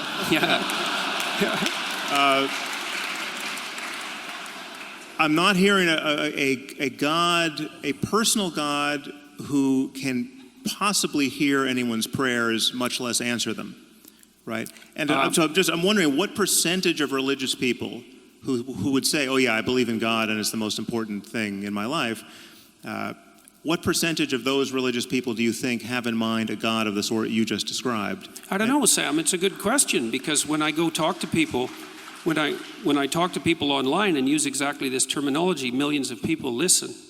So it's not so obvious what percentage of people see it this way. It may be that they have the intuitions, but they haven't been articulated well. I mean, this is the problem. This is what worries me about this. So, you could do the same thing with the idea of ghosts, right? So people traditionally have believed in ghosts. It's an archetype, you might say, the ghost. Survival of death is certainly an archetype. And we know what most people most of the time mean when they say they believe in ghosts. And I say, I don't believe in ghosts. And you say, no, you do believe in ghosts. Ghosts are your relationship to the unseen. That's a ghost. So you have a new definition of ghost that you're putting in the place provided, which I have to say, well, of course I have a relationship to the unseen, so yeah, I guess I do believe in ghosts. You know, you win that argument. This is a great example by Sam here, and this is why I think Jordan's digging himself into an area where essentially anything, his descriptions of what God is basically is anything human. Like it's essentially anything that could be described that is morally sound based on, I guess, the text. I mean, Jordan hasn't referenced the text too much here, but But that simply isn't what most people mean by a ghost. Most people but you can't use that simplified argument about my conception of ghosts as an analogy for the propositions that I just put forward. This is what I see you do. I mean, maybe you have more to say on the topic of God, but this is what I hear you doing with God. You have defined the God that most people believe in, and we know this is the God that most people believe in. I was asked what God I believed in. I'm asking you what percentage. Yes, but you by shifting the definition, you have robbed the noun, the traditional noun, of its traditional meaning, and you're imparting to people. Wait a second. I'm not so sure. What do you mean by traditional meaning? Look, it's one of the elemental claims in the Old Testament. Okay, traditional meaning of the existence of God is that God actually exists and can be proven to exist, right? The personal God proposition, or even a deistic God, it actually exists. Like, we're not just as a metaphor. That's what Sam's getting at. Is that you're not even supposed to utter the name of God, because by defining it too tightly, you lose its essence. And so let's not be talking about what the... Defining God too tightly, you lose its essence. That needs to be qualified. Classical definition of God is here, okay? It's a historical non-starter. Okay, and there's plenty of religions that can I check in with the audience? Is the audience all right with us continuing down this road? No. Okay. So, can I jump in here? You're sacrificing your Q&A. So, yeah, that it is at the expense of Q&A. That's what you're giving up. But I think it's probably worth it. So, let me say, Sam, I do not believe in a supernatural God. But the God that I heard Jordan just describe, I do not have any difficulty understanding why he might care if you masturbate, and I also don't have any trouble figuring out how he might answer prayers. Well, how God might answer prayers? Well, tell me more then. Well, I can tell you how a prayer might be answered. Okay, but these are... Well, it's specific, so you could let me do that. So it'll be interesting. So I'm not Jordan. We've not talked about this. If I heard an answer from him that actually would satisfy me as to what the mechanism of action might be, that'd be pretty interesting. And if he can tell me what I heard I think it would suggest that we're not just making up stories here. Okay, you might like this, maybe not, but well, it's possible. Okay, so imagine that. Okay, so let's imagine that hellish situation that you laid out. Okay, but let's put the extra twist in it, because one of the things that we both decided, I think, was that you also have to build in the intent into that. So let's say the hell that we're talking about isn't the victim of the terrible massacres that you laid out in the jungle story, but a perpetrator. Okay, so someone who's actually acted in a malevolent manner, truly malevolent manner. Okay, or maybe perhaps we wouldn't have to take that extreme case. We could say, well, perhaps you've decided that, any of you've decided that you've seriously done something wrong. Okay, and that you want to get away from hell, you want to make things better. Okay, so here's an exercise you can try. So what you do is you sit on the edge of your bed and you say, okay, what I did was wrong. And you have to really believe this, right? So you've thought about it, it's killing you. It's killing you. So now you're penitent and you're confessing, let's say. And you're confessing to yourself as much as to anyone. And you say, I really want to know what I did wrong. And I really want to know what I could do to put it right. And I'm willing to accept any answer that will manifest itself to me. You try that. See what happens. Well, that's a prayer that will be answered, and it won't be answered in the way that you want it to be answered. I can bloody well tell you that. Okay, but what? So you're sitting down, you're in self-reflection, you've done something wrong. You say, how can I make this better? You're going through, you're reasoning with this problem, and then you come up with some answers, and some of them you're not going to like what you're actually going to have to do to make this better, but you might decide to do this.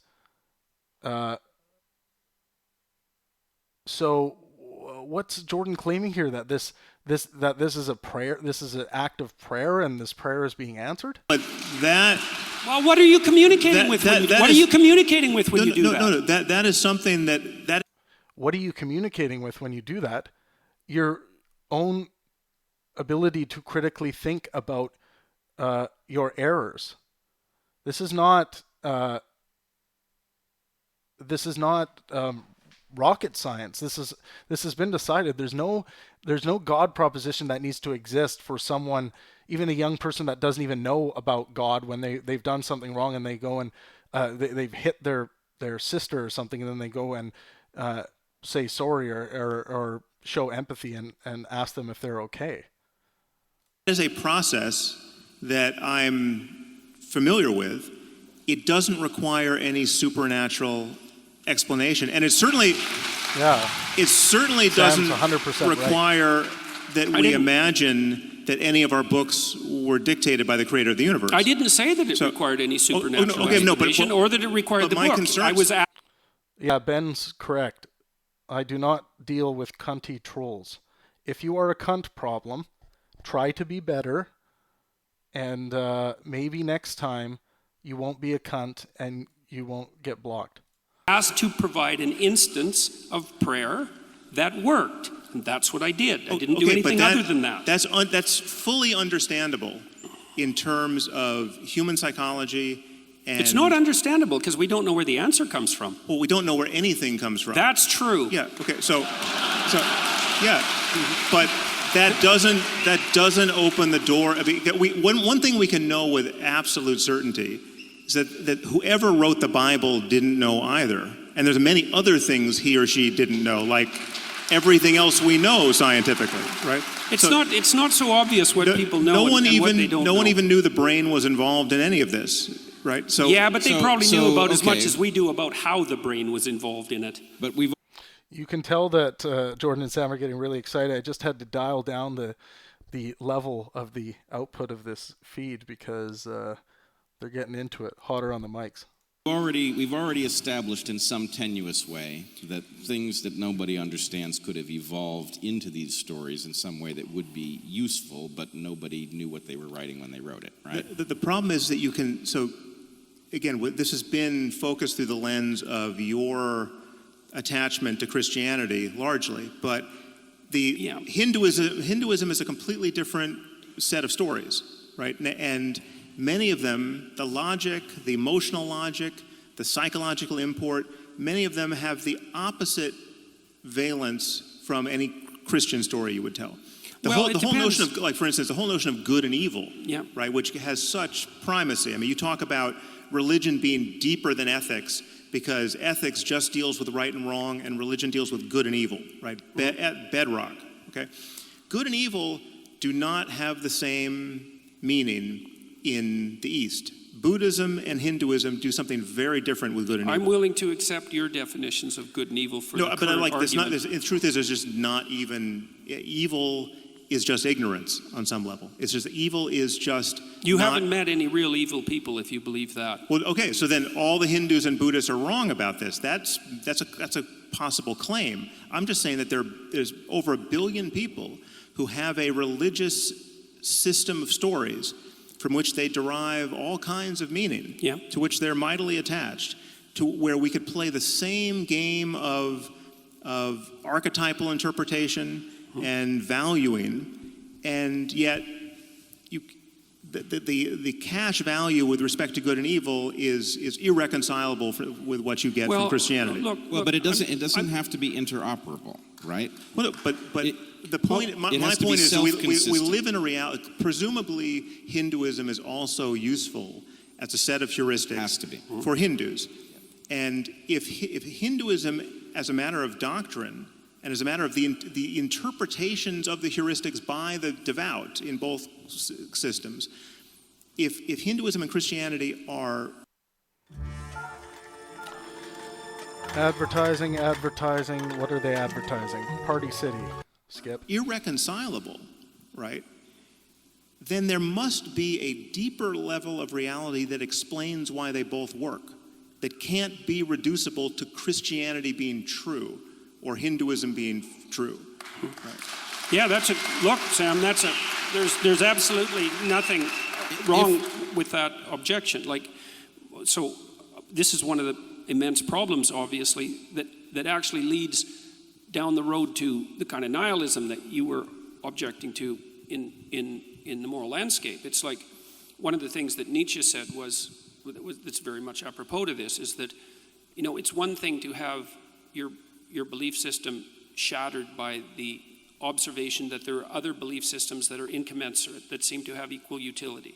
So but it's even worse is that once you make the observation that there are other belief systems that have equal utility, then it can shatter your belief in belief systems themselves.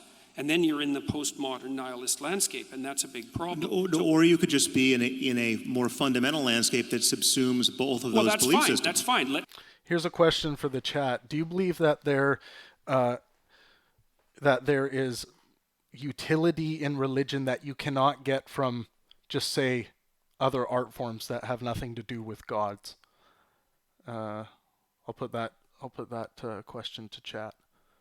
Let's hope that can happen. Yeah. But I would say that's the landscape that I'm trying to pursue. Now, you said that that I've been approaching this, say, from a Christian perspective in this dialogue, and to some degree that's true, but there are reasons for that. But I would also say I'm also doing what you recommend doing, because in Maps of Meaning, for example, because you said, And if your answer is yes to the question I just asked, let us know what those specific utilities, religious utilities, are that cannot be achieved through other just art forms in general. What about this problem of multiple interpretations of the text? You wrote Maps of Meaning. What's that? You wrote Maps of Meaning. I wrote the moral landscape. Sorry, I must have missed. Sorry, I must have missed. I misspoke. I'm starting to get tired. But what I tried to do, I tried to address that problem seriously. Like, it's a really big problem.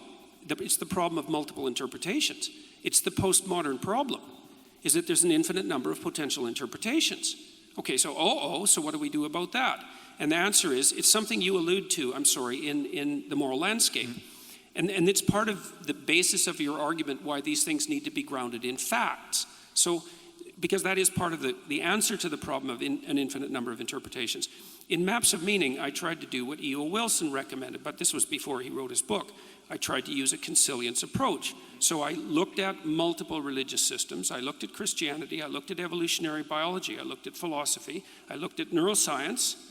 And I looked at the literature on emotion and motivation and the literature on play that was very nicely delineated by Piaget. And I tried to see where there was a pattern that repeated across all dimensions of evaluation, which is exactly what you do, for example, when you use your 5 senses to detect something real in the world. And that's what Wilson recommended, was a consilience approach. And so my proposition was, if it manifests itself here and here and here and here and here, 6 places, and it's always the same pattern, then the probability that that pattern exists independent of my delusional interpretation is radically decreased. Yeah, my claim, however, is that many of these things don't repeat. In fact, they're flipped around completely based on different religious assumptions in different cultures. And again, I mean, I would just argue, I mean, we can table this for another discussion. I was trying to dispense with those. But I'm just saying something as fundamental as evil doesn't run through all these cultures and all these religious traditions. Then how can you make the claim that everyone would agree with your description of what constitutes bad in the beginning of the moral landscape? It would be, it's not evil in the sense that it's, there's bad and good, there's better and worse. There's better and worse. So can we Sam, there's either universal moral intuitions or there aren't. Yes, no, which is it? Yes, no, but so evil. Are some moral intuitions universal? Yes, no, I would think, listen, we are just human beings, right? We're human beings first, before we're Hindu or Buddhist or Christian. I mean, we all get indoctrinated into the religion of our parents. This is an artifice that's laid on top of something far deeper. That should be obvious. So, right? We're trying to get down to what's deeper. Okay, so there may be some moral universals. Sure, I think. Okay, Jordan. Is it possible that there are some moral intuitions that are highly specific to particular traditions and wouldn't translate over to others? Yes. So, it's highly probable, because there would be environment-specific adaptations, like the environment-specific tool use of chimpanzees. Right. Or maybe it's not even the environment. Maybe it's the self-consistency of the belief pattern in question. So I would put that in the broader environment. It might be a consequence of the particularities of that culture. There would be things that, look, think about it like languages. Like many, and this is kind of an answer to the problem that you laid out, which is a real problem. I'm not trying to deny the problem. If you look at, there's a lot of languages. Lots of languages. Look at how different they are. It's like, yeah, at some levels of analysis, they're fundamentally different. And at other levels of analysis, they're fundamentally the same, which is how we know that they're languages. And you could say, well, there's a very large number of stories. It's like, yes, there are. But the fact that... Okay, we got about 15 minutes left in the feed here. We're gonna push through. We're gonna watch the rest of this, and then if anyone's around that wants to call in, we will I will take a couple calls here at the end. But let's finish off this video. There's enough commonality across the class of stories, the set of all possible stories, so that we can identify what constitutes a story. And I would say that there's enough commonality across the set of all possible good stories that we can say, well, here's a canonical good story, which is, by the way, what you do at the beginning of the moral landscape. Because you say, this is horrible, this is good. We should move from what's horrible to what's good. Say, yes, you've taken a fragment of the universal story and you've made it the axiom of your moral system, which is what you should do. But the claim that I think is not helpful, even though I understand it, is that that's purely a claim of unmediated fact. It's like, no. There is no unmediated fact. There is, yes. Even facts aren't unmediated facts. I mean, you can't judge something to be factual without presupposing the validity of certain intuitions, like that causes precede events. Or causes precede their effects, and those intuitions could be wrong. I mean, we could live in a teleological universe where everything is getting pulled into the future by some kind of attractor, right? And our notion of causation is totally backwards. That remains to be discovered, and we would use other intuitions to make that discovery.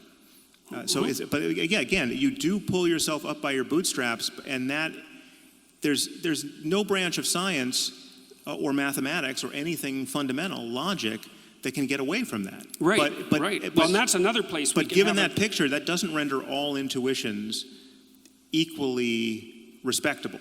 Absolutely. Right. Someone agree. says, well, I happen to have an intuition that Joseph Smith saw those golden tablets and they were, and Mormonism is true. That's not the sort of Sounded like there was a Mormon in the audience, or one of Joseph Smith's relatives. intuition we're talking about here. Your intuition doesn't grant you insight into history. What we could say, and this would be an elaboration of Brett's point, is that like moral intuitions of the sort that you're describing have different zones of relevance. So there's some things that would only work as an intuition in very delimited areas of time and space, let's say. There's a hierarchy of moral intuitions, and the more profound the intuition, the more it works as a universal truth across context, just like in a scientific truth. So scientific truth is more profound. This is why the postmodernist readings of Thomas Kuhn are wrong, is that the idea that protons are real is really fundamental, because no matter what span of time and space that you pick, you're going to encounter protons. It works everywhere. And then with moral intuitions, let's say, or moral a prioris, you have the same issue, is some of them are so delimited that they only work here and now. And those are sort of impulsive, low-level intuitions, a whim even. But some of them are really, really deep. The ones, for example, the one that orients you to make the claim that you made in the moral landscape, that the hellish story is bad and the heavenly story is good, right. I would say that's one of the deepest, most context-independent moral intuitions. Which is kind of the claim you make, except you claim that it's and again, a fact. back to my fundamental concern here in the difference, with respect to the difference with how we talk about these things, to call that thing God is fine. That's a God I have no problem with, right? But that's not how most people most of the time are using the word. And there's something misleading about that. And that worries me. Yeah, well, if the claim that you're making is that we're all deeply confused about the nature of divinity and ultimate reality, it's like, yes, clearly. Well, another thing we agree on. I also don't disagree. Look, I've never made the claim that what I'm talking about is like what other people are talking about. I mean, it is in some ways, but I've not made that claim, so I don't see why that's a justifiable criticism. It's like... Well, no, it's a criticism with respect to the very likely effects of communicating in that way. Because I see the results of that communication. It's a little bit, I mean, this is going to sound more invidious than it is, but this is the kind of thing that I get into with Deepak Chopra. Yeah. Deepak and I agree about a lot. I think it's more invidious than it sounds, actually. Yeah. Well, you're not wearing rhinestone glasses. If you graduate to that, we'll have more of a problem. But Deepak clearly wants to let his audience believe that everything they're into is on some level justifiable by his reading of quantum spookiness, right? Yeah. So if you want to go out and just buy a lot of crystals and think they're going to heal you, it has something to do with the quantum nature of reality. Absolutely nothing like me. No, but I think Deepak could say. Jordan's like, do not associate me with Deepak right now. Let's see if Sam gets any closer here. If I got his back to the wall, Yeah. Deepak could honestly say, listen, I've never said anything about crystals, right? I'm not selling crystals. I've never said they work, but it's the way in which he's failing to make the clear differentiation. The fact that it takes you 20 minutes to admit that a lot of the Bible is filled with barbaric nonsense. I don't think it took me 20 minutes to admit that. Well, yeah. We'll go to the tape on that. These things matter. These things matter. And I'm just saying, it's like you own it. If you're saying that there's a danger... If you're in a parish of 1, or in a parish of 1,000, or a parish of 100,000, but not in the parish that has anything in common with the Bible thumpers in my country who think that Jesus is very likely coming back in their lifetime because he never died, and he's going to judge the living and the dead, and there will be a resurrection and hellfire and all the rest. If that's not the game you're playing at all, own it. So I guess what Sam means by own it is come out and say, I'm not with those people who believe that Jesus is coming back and going to leave all the non-believers behind. Let's see how. Tasteless Opinion is back. Are you being a nice boy? Sam is just trying to not understand Jordan. Well, that's an interesting claim. Just trying not to understand him. No, I think that they're engaging in pretty honest discourse here. Why are you all applauding about that? It's like, what do you mean own it? It's like, I already made my claim. It's like, I'm not playing a religious fundamentalist game. So what's all the applause about? So I don't understand that. And own it, it's like, I was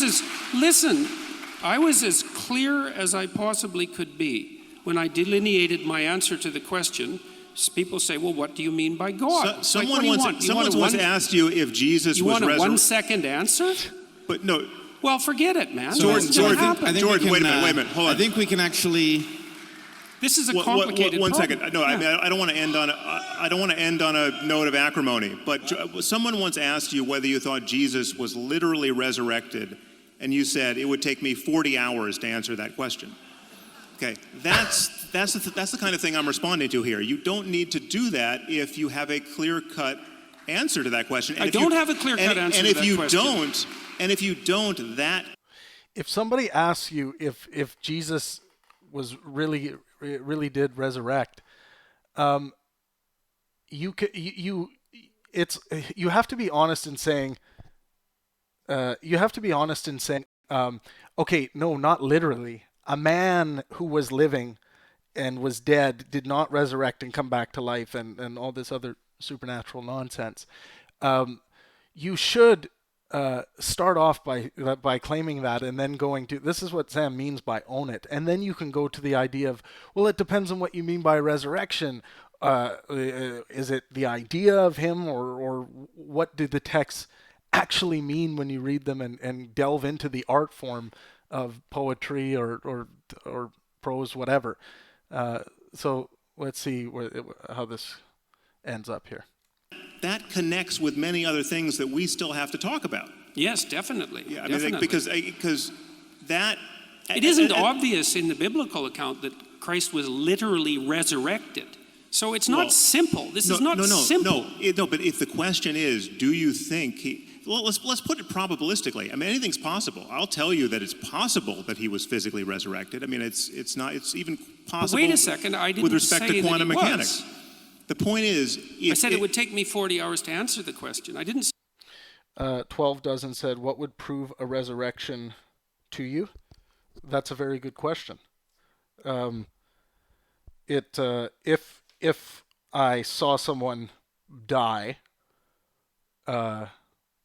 and they were resurrected, I guess we would need to start off with the definition of what resurrection is. We need to define these terms because with the definition with so many connotations, I think we'd have to figure out what we're talking about first. But essentially, something like someone's head being severed, and me witnessing this and then seeing them rise again. My conclusion from that would be I either was hallucinating and did not experience this, which would probably be a more likely conclusion than coming to the conclusion that this person was resurrected. We would have to verify resurrection through the scientific method. It would have to be verified. And if it couldn't be verified through the scientific method, we have no mode to verify the claim that this thing was resurrected. So evidence. We have to collect the evidence and have enough evidence to justify belief. That's how the claim system works. No, I wouldn't have to witness it. We would have to build a. I'm saying we would have to build a scientific model around this instance and have enough evidence to reasonably justify believing it. We need to demonstrate that this was a resurrection. Say that he was. How's this for an answer? Almost certainly not.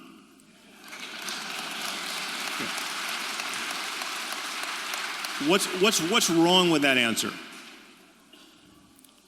You want... I think I know what's wrong with that answer.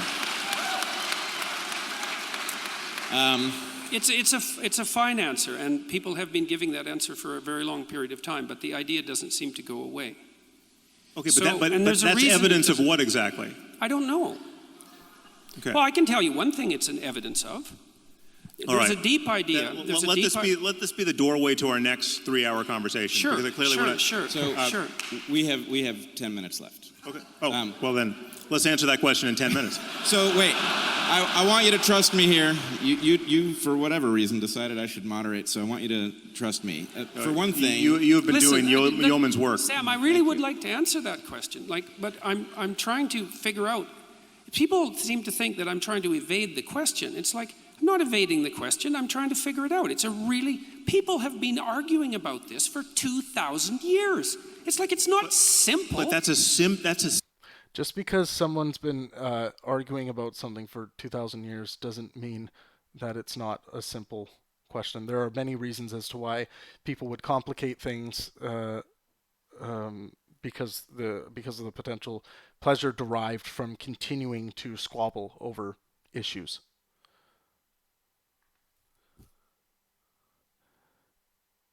$12 says, how are you going to demonstrate and test a claim that is 2,000 years old? If there isn't evidence of resurrection, then the claim isn't demonstrated. You are not reasonably justified in believing. If a book says that someone was resurrected 2,000 years ago, that is not evidence of anything. We need to collect evidence and find evidence that this resurrection happened. And if there isn't any evidence, you are not reasonably justified in believing this thing. This goes the same for any miracles that are claimed that any gods or sons of gods or whatever have performed. Evidence is required. Symptom of the effect of religious dogmatism for 2,000 years. No, it's not.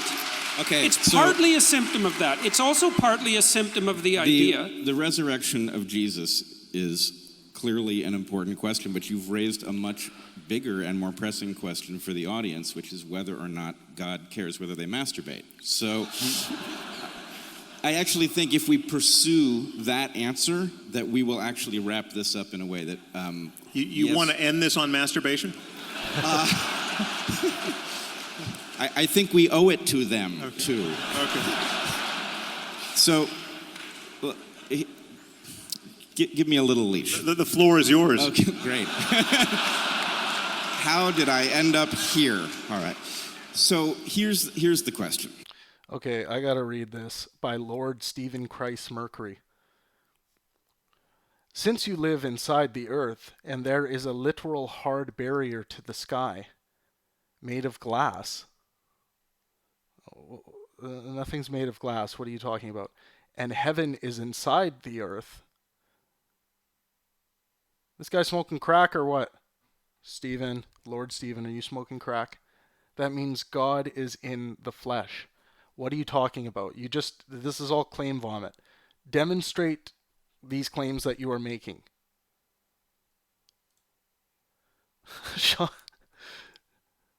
Sean says, yeah, so this is an example of claim vomit, what you're doing here, Lord Stephen. You have to demonstrate your claims. So go claim by claim and demonstrate, show us your evidence. I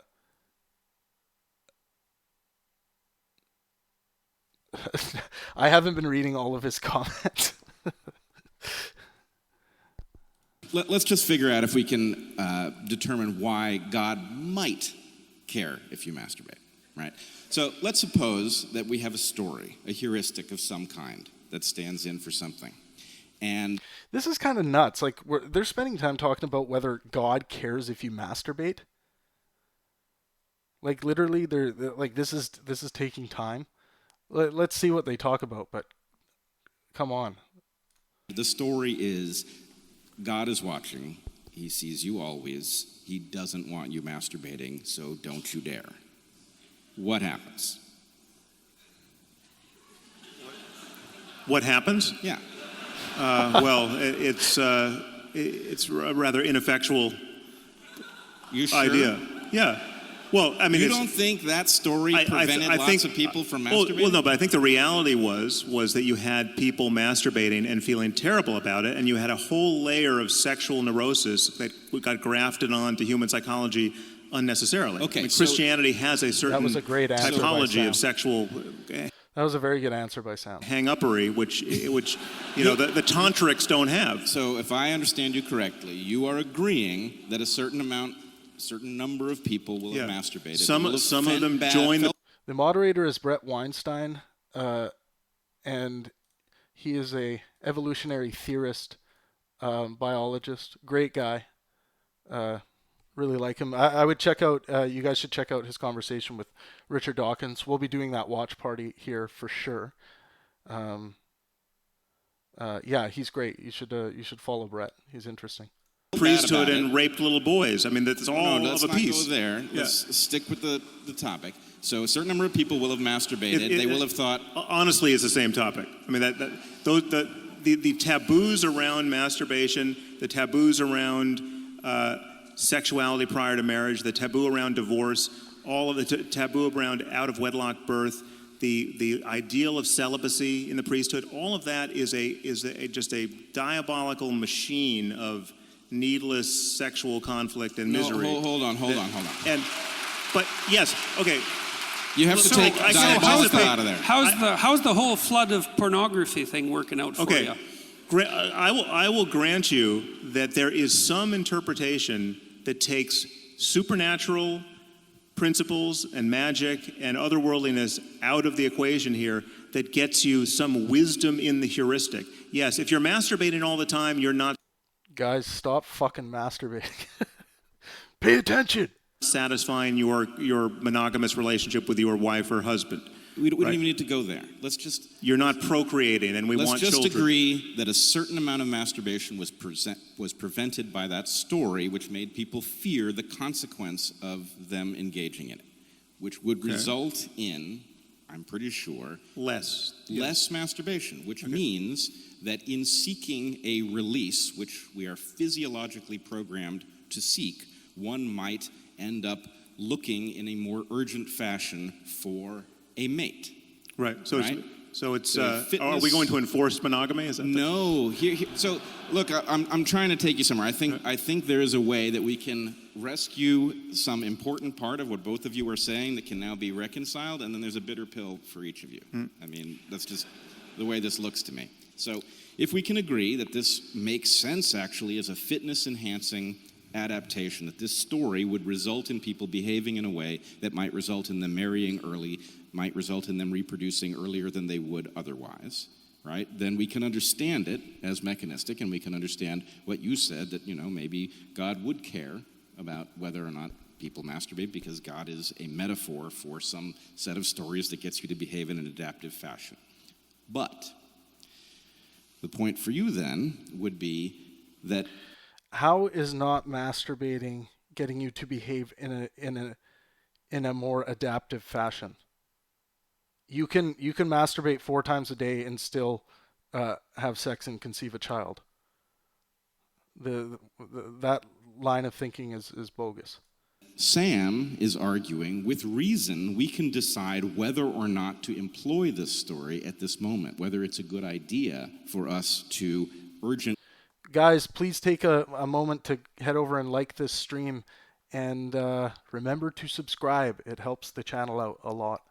Reproduce as quickly as possible, which, for example, increases the size of the population of the planet, whereas delaying reproduction keeps the rate of population growth down and might be a better choice for a moment in history when we have 7.5 billion people on the planet. So, in some sense, what I think I see is the religious story itself makes some kind of sense if you adhere to it in a manner that you are obligated and have no tools with which to question it. Then you will miss the fact that at this moment you might want to throw that story out. But the problem is it doesn't make sense, and this is a problem with these heuristics in general.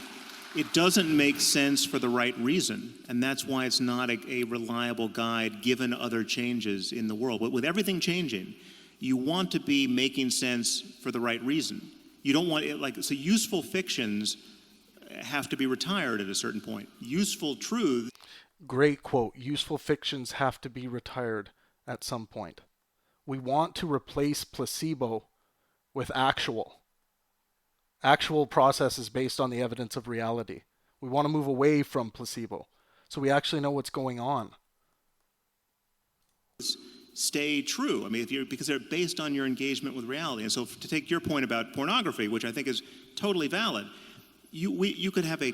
I literally just looked over at the live chat and it was all flagged by YouTube because everyone keeps typing masturbate or masturbator. That's awesome. I should have taken a picture of that. Completely rational conversation in terms of human psychology and sociology and what you want society to look like about the corrosive nature of pornography, right? That's not, you don't have to be a Victorian prude to worry that there might be something wrong with the infinite availability of pornography to 13-year-olds and above, right? I mean, that's I don't know what generation of human beings we're raising in the current environment. It's quite worrisome, actually. But again, you don't have to invoke mythology to do that. And I would say the temptation to invoke mythology, to say, well, you actually, So how do you do it? Poseidon really gets pissed off when you masturbate. How do you do it? How do you do it? We don't have a mechanism. We have no mechanism for controlling that. Talk about the effects moment. on human relationships and your own mind and your own intention and the way you view other people. Sam, and that notions barely of works beauty. for sex ed. It barely works for condom education. Well, Oh my God. Jordan's going down a very stupid road here. Sam's trying to say we can actually look at the effects. We can build scientific models to look at the effects of overuse of pornography and too much masturbating, and apply reason and skepticism to those things and build teachable models that we can show people and actually build models based around how much one should basically masturbate or how much porn they should intake. And then Jordan saying, well, it's hardly try it. It's hardly working. It's hardly working with condoms and things like this. I can't believe that's the response to what Sam is saying. what was It that? barely works. Like those sorts of educational interventions to stop that kind of fundamental behavior have very little effect. People aren't nearly... Knowledge is not only power, knowledge is profit, right? The faster you can learn, the faster you can earn. We have an ad. as amenable to behavioral changes as a consequence of rational educational interventions as you might hope. I mean, and that's part and parcel of very broad clinical literature. They're not as amenable to dogmatic intrusions either. I mean, they are, and that might be a problem. And there are problems with that. Well, no, because they're, again, this is just... Like the terror of God in that situation. Chris DeMarco says, barely works for sex ed. That's what is dangerous about JP right there. That's factually untrue what he said. And just seeing births out of wedlock in the U.S., you see a correlation between religion and religiosity and ignorance of birth control. Yeah, I agree. That is a dangerous mode of thinking that what Jordan is doing. They're saying, well, look at how good it's working with condom. Rather than making that work better, he's appealing to this this mythology. It's nonsense. The problem is that even if you could make the case that a dogmatic attachment to one or another religion was better, all things considered, than being secular, truly secular and truly rational, right? It's vulnerable. It's vulnerable to every next thing we find out. I mean, that's why it's like you could have said, if you go back, 200 years before the germ theory of disease, you could have said, well, all of these dietary taboos and taboos around, hand washing and foot washing, it's actually very wise. The wisdom of the germ theory of disease was sort of built into our scripture, and people were surviving. There was a kind of differential level of... Yes, please, people, please click like and subscribe and hit the notification bell. Check out all the other content. Head over, just hit like. It helps the video out a lot. Survival based on those who really adhered to these practices and those who didn't. Okay, but it's blind to the actual variables. Like there's nothing special about shellfish necessarily, or there's nothing special about pork necessarily, or whatever the example is. And once you get the actual variables in hand, then the whole edifice comes crashing down, and then you really just want to understand the variables that work. Look, I don't know if the whole edifice comes crashing down, and it isn't clear to me that you want to claim that, because one of the things you did say in the moral landscape, and I think this is associated with your interest in spirituality, is that there is some baby mixed in with the bathwater. And the question is, how do we distill that out? Yeah. And the objections that you're raising are the objections that are, look how difficult it is to do the distillation. It's like, yeah, absolutely, man. And it's not like I'm a foe of the Enlightenment. I think you Enlightenment types, and I put Pinker in the same camp, radically overestimate the degree to that was a casus sui. It's like everyone was barbaric and superstitious until 1750, and some miracle occurred, and now we all became enlightened. Like there was a lengthy developmental history clearly of we that. all haven't. I mean, this is hence our complaining about the problem. And most of the world hasn't had the Enlightenment yet. True. On some level. Look, I'm no foe to the Enlightenment, but I think that it had a lengthy developmental history that is radically underplayed by the people who ground it purely in rationality. It's clearly still developing. My point is, we should be able to agree. The Enlightenment was basically when thinking rationally became sexy. And that's why there was an explosion. That having a worldview guided by a continuous, honest engagement with reality insofar as we can apprehend it is better than having a worldview solidified or anchored to unchanging ideas that were born of people who had none of our present tools, none of our present insights into anything. Well, it depends on the principles. It depends on the principles. Like I would say, there are situations where that clearly applies, but I think there are broad principles. And again, we should probably stop with this, I think. Yep, we're about there. Because I'm starting to get tired. I'm sure everyone else Thanks, guys. Appreciate the likes. Just click the like button. in here is starting to get tired. Well, I'm starting to get tired anyways. And I mean, there are principles, there are higher order principles of the sort that I described that you also appear to rely on in the moral landscape, the idea of these profound moral intuitions. Yeah. And so that's what I'm after, is what are these profound moral intuitions and what is their source? And like, I'm also perfectly willing to make the claim, and have in fact in detail, that these moral intuitions, see, this is a place where we differ a little bit. It's like, and maybe we can go here tomorrow night. See, it seems to me that your argument is the facts are laying out there, and you. Mario, thanks for commenting, says, how is it possible that someone with scientific background as Jordan Peterson tries to back religion and mythology with so many ad hoc arguments and nonsense? I really try to understand why. This is I see this with highly intellectual people all the time, with some belief systems that give them a lot of meaning and help them feel well, is they complicate their viewpoint of this thing that gives them great comfort. And I think that's what's happening here with Jordan. And it's very uncomfortable for him to imagine a world where people did not act as though a God existed. But Jordan has to start realizing that this is becoming more and more normal in society, that people are getting along just fine and living moral lives, and I would suggest healthier lives, by not believing in delusional ideas that they don't need to believe in. It's true that you can look at the history of religion and say, well, without some of this religious guidance, there could have been some catastrophe along this part of the historical timeline. We can look at that and attribute religion to that. I'm happy to do that. But to sit there and say that, well, you claim to be an atheist, but I believe you're still acting as though a God exists, to Sam Harris, it's like, well, no, Sam has It rejects the claims that gods exist. So if Jordan is claiming to know what's in his mind, he has to provide the evidence as to how he knows that.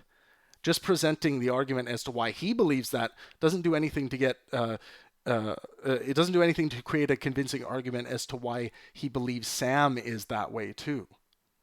You can extract out value from them, and we already described why you want to do that, because you want to at least not move into the nihilistic direction, and you want to ground them in some sort of reality. It's like, fair enough. But the thing is that the facts, as they are, have been around for a very, very, very, very long time, right? Let's say 3.5 billion years, the entire expanse of life. And it's the operation of those facts. Okay, a lot of art came from religion, but also religion did stifle a lot of art as well, right? Stifle progress, especially in rationality and reasonability.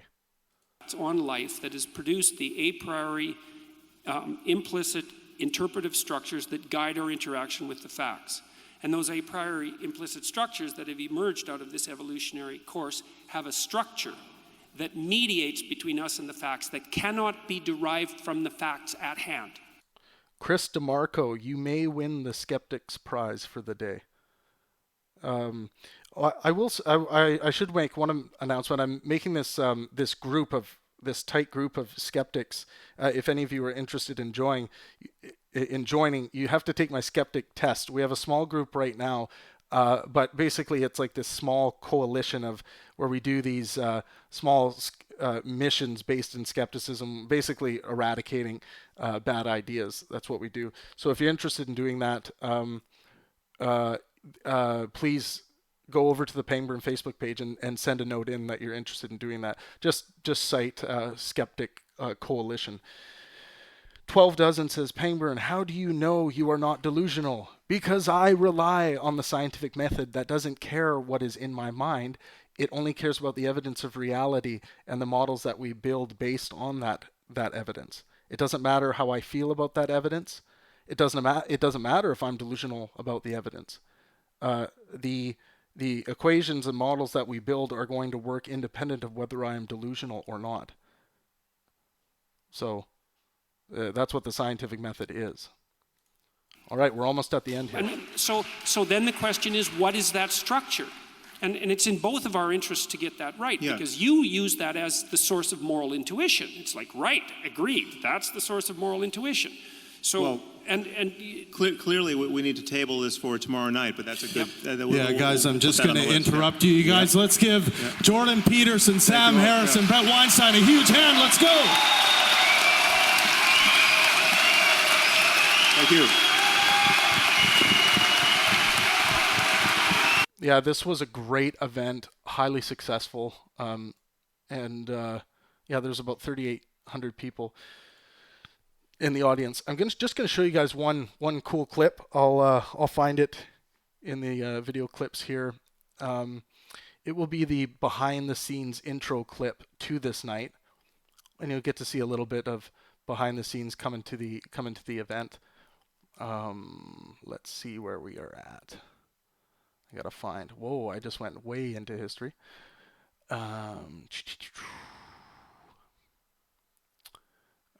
Let's see. I hope I can find it. And thank you guys so much for engaging in the chat and being here for the watch party. It's awesome. I'm just wondering where the hell that little video is.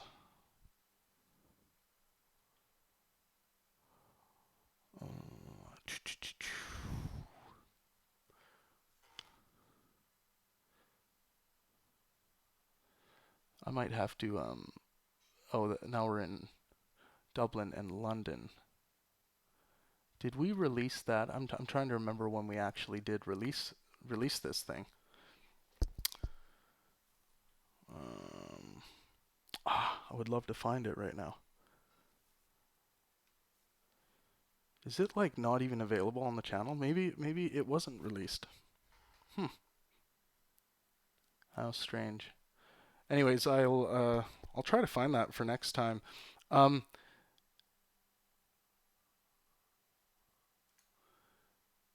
It hasn't registered yet. We have 35 likes, Jake. They'll register after this is closed.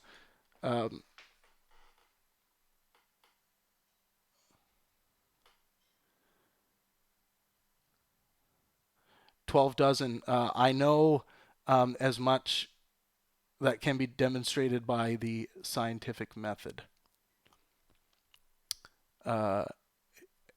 If you mean know as in claiming absolute knowledge, 100% certainty, I'm not sure we can actually know anything to 100% certainty because of certain propositions like the matrix hypothesis. Let's see. There's a lot to go through in the chat. I might even have to do an episode just. You guys engaged in some awesome chat here. I think this is going to help a lot of people. A lot of people will read this. I think what we'll do is we're going to wrap for tonight. Let's see what the date is here. I will announce soon when the next watch party will be, just so you guys can hang around for it. Thank you so much for those, Aaron and I forget the other gentleman's name who called in. Thank you so much for calling in and discussing a little bit. I want to do more call-ins on this channel. Yes, 12 dozen. I could be wrong. Yes.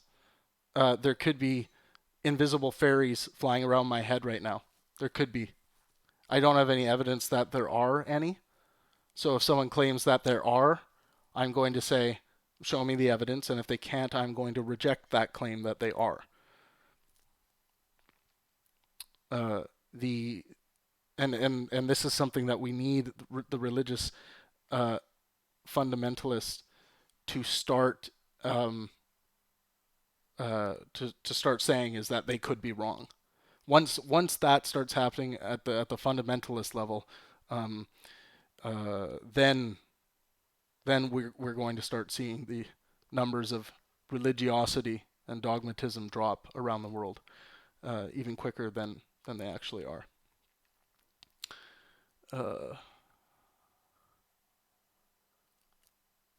All right. Well, I really appreciate everyone chiming in. Yes, even tasteless. I see you cleaned up your act. Maybe next time I'll have a conversation with you on the air. But guys, thank you so much for engaging today. I really appreciate it. It's a long haul getting through these videos. Remember to subscribe, like the video that we just did, the live stream. Subscribe to the channel. If you guys can, head over to Patreon and become a patron. Support the channel. I would really appreciate it. Even $1 per creation, which I think it ends up being like $4 per month, really helps keep things going. Ben Carson seems to be like the cheerleader of Tasteless. Maybe it is Tasteless. 2 accounts going. But really appreciate it, guys. You guys are awesome. Follow me on Twitter. I need some more followers on Twitter that actually have some reasonability and skepticism. I'm at the Pangburn on Twitter. At Pangburn Inspire is where all the conversations go down every day on Facebook. But yeah, every little bit helps.